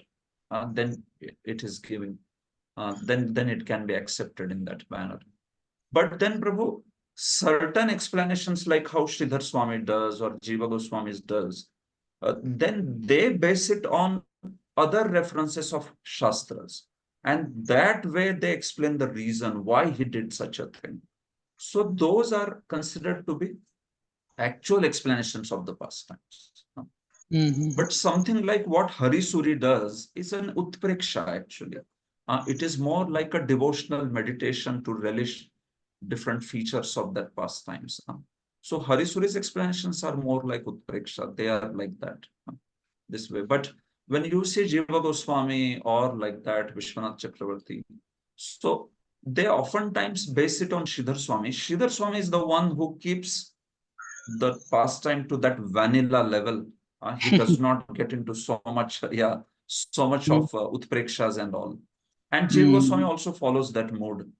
So Jiva and Goswami and all that. So when our acharyas are explaining, I do see that they also do sometimes utprekshas, but a lot of time, at least I see Sridhar Swami and Jiva Goswami keep it to some proper detail, additional detail based on other places in the Shastra, based on the other Puranas references. And they also take it to base it on the words of the verse.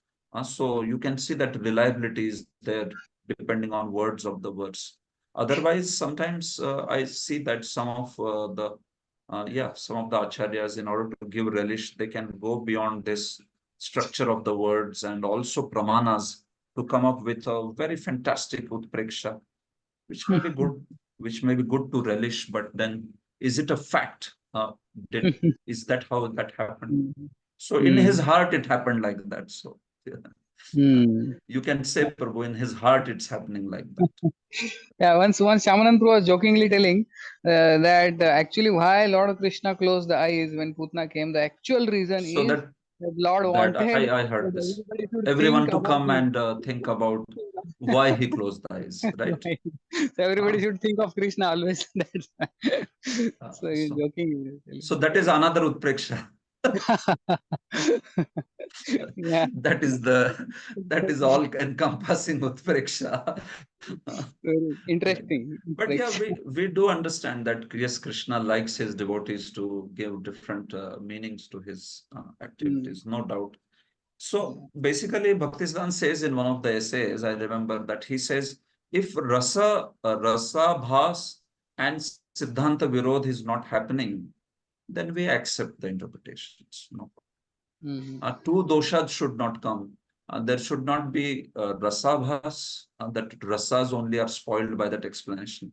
And second, Siddhanta Virodh. It should not also cause some basic philosophical trouble, like that. So then if these two doshas are there, then even for commentary, Prabhu, these two and plus the grammatical immaculateness, grammatically it is being perfect. These three criteria are applied for even a commentary. Anybody can write commentary if he can keep the grammatical accuracy of the text. Second, Siddhanta Virodh is not there, Rasabhas is not there. Then such a person can write commentary. Of course, he should also have that spiritual caliber, not like anybody gets up and starts writing commentary. But these things are there, then you can accept Vaishnava commentary based on that. No problem. Okay.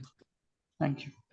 So I have seen from experts. I have seen that that's why they say that Srila Srila Jiva Goswami or Srila Sridhar Swami, they keep the meaning to the root text. And even Vishwan Chakravarti, but Vishwan Chakravarti does also do utprekshas very much. So that's why I think it is, relish is one thing, but if we want to keep the integrity of the text and all that, then it's best to stick to the standard that our acharyas have given, I would say. Although we revere all the acharyas, great acharyas, we respect them and they are giving great relish to everyone. But then, yes, it has to be based on a proper praman also. Prabhuji, Vishwanath does based on words only, na? Or he does full utpreksha? Yeah, sometimes he does utprekshas also. Any example Yes. comes to your mind? Like, just want to know so that. Like sometimes he gives some detail. Like I remember one where he says Bhishma Deva, in one form he stayed on the chariot when Arjuna was fighting with Bhishma. So in one form he stayed on the chariot, and in another form he jumped and fought with Bhishma. You know. So now, to be able to come with this sort of explanation, I had discussed this with quite many scholars of Bhagavatam. So it appears to be like, okay, how do you accept this now?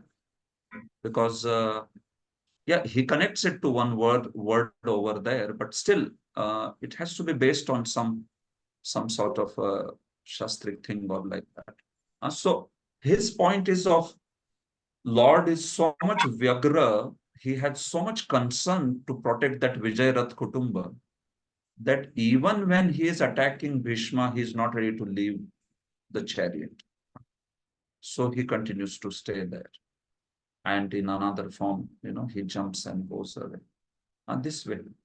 So sometimes he gives explanations which are certainly very unique. And obviously, they are great learned devotees. They will connect it very well also that way. But yeah, we'll have to see whether this way it is also accepted by other acharyas. So it is not to create doubt. My point is only to see that sometimes it is utpreksha also. Sometimes, like I have some more examples also from 10th canto. I will share. I will take a look and share. So, but then, yeah, Vishwan Chakravarti, Jiva Goswami, they keep it quite to the text and additional details from Puranas. So their style is not so much utpreksha style. That's what I will say. Very rare. Goswami and Sridhar Swami. Jiva Goswami, Sridhar Swami, even Vishwan Chakravarti to quite an extent. Yeah, most of the time. And the two sets of Rajvasis when Uddhava enters, that also is Vishwanath, na? Or that is Krishna's Sandarbha. That is also, see, that is also another three sets, two sets. He is quite, he is quite so much in that. Yeah, when Nanda Baba was leaving Vraja, I mean, not leaving Mathura. So one set went with Nanda Baba, and one set stayed in Mathura, like that. So, and another third set never left Vrindavan. It was there always. So this is So you hear. So this is Vishwan three sets now. Brahma will also similar. That only, that is all Vishwanath only, na? This sets. Sets is, he is there. So sometimes it is like really transcendental, meaning, yeah, we revere our acharyas, no doubt. We accept all these expansions, certainly, happily. It's just that, yeah, this fact of what happened exactly, that question remains always. So, yes, Prabhu. Maybe I am still trying to explore this topic. If I get some better explanation, I will try to share.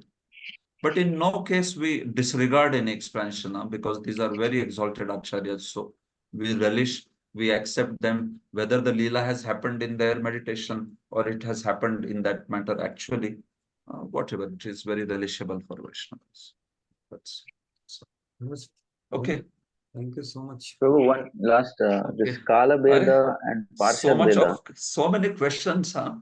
One very small one, Prabhu, a very technical. Okay. This Kala and Parshad, Prakasha and Abhiman is well understood, but Parshad and Kala Beda, what is that?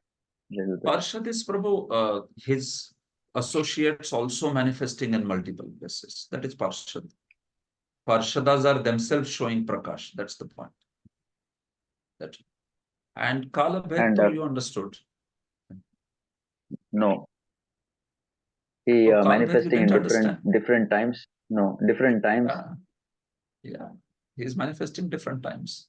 In a different forms. moment, he's going to next palace and he's seeing there is morning instead of night. Yes, yes, got it. So, thank you. That's Granthara Srimad Bhagavatam ki jai. Srila Prabhupada ki jai. So, Thank you very much. Very good. Jai Ho, Jai Ho.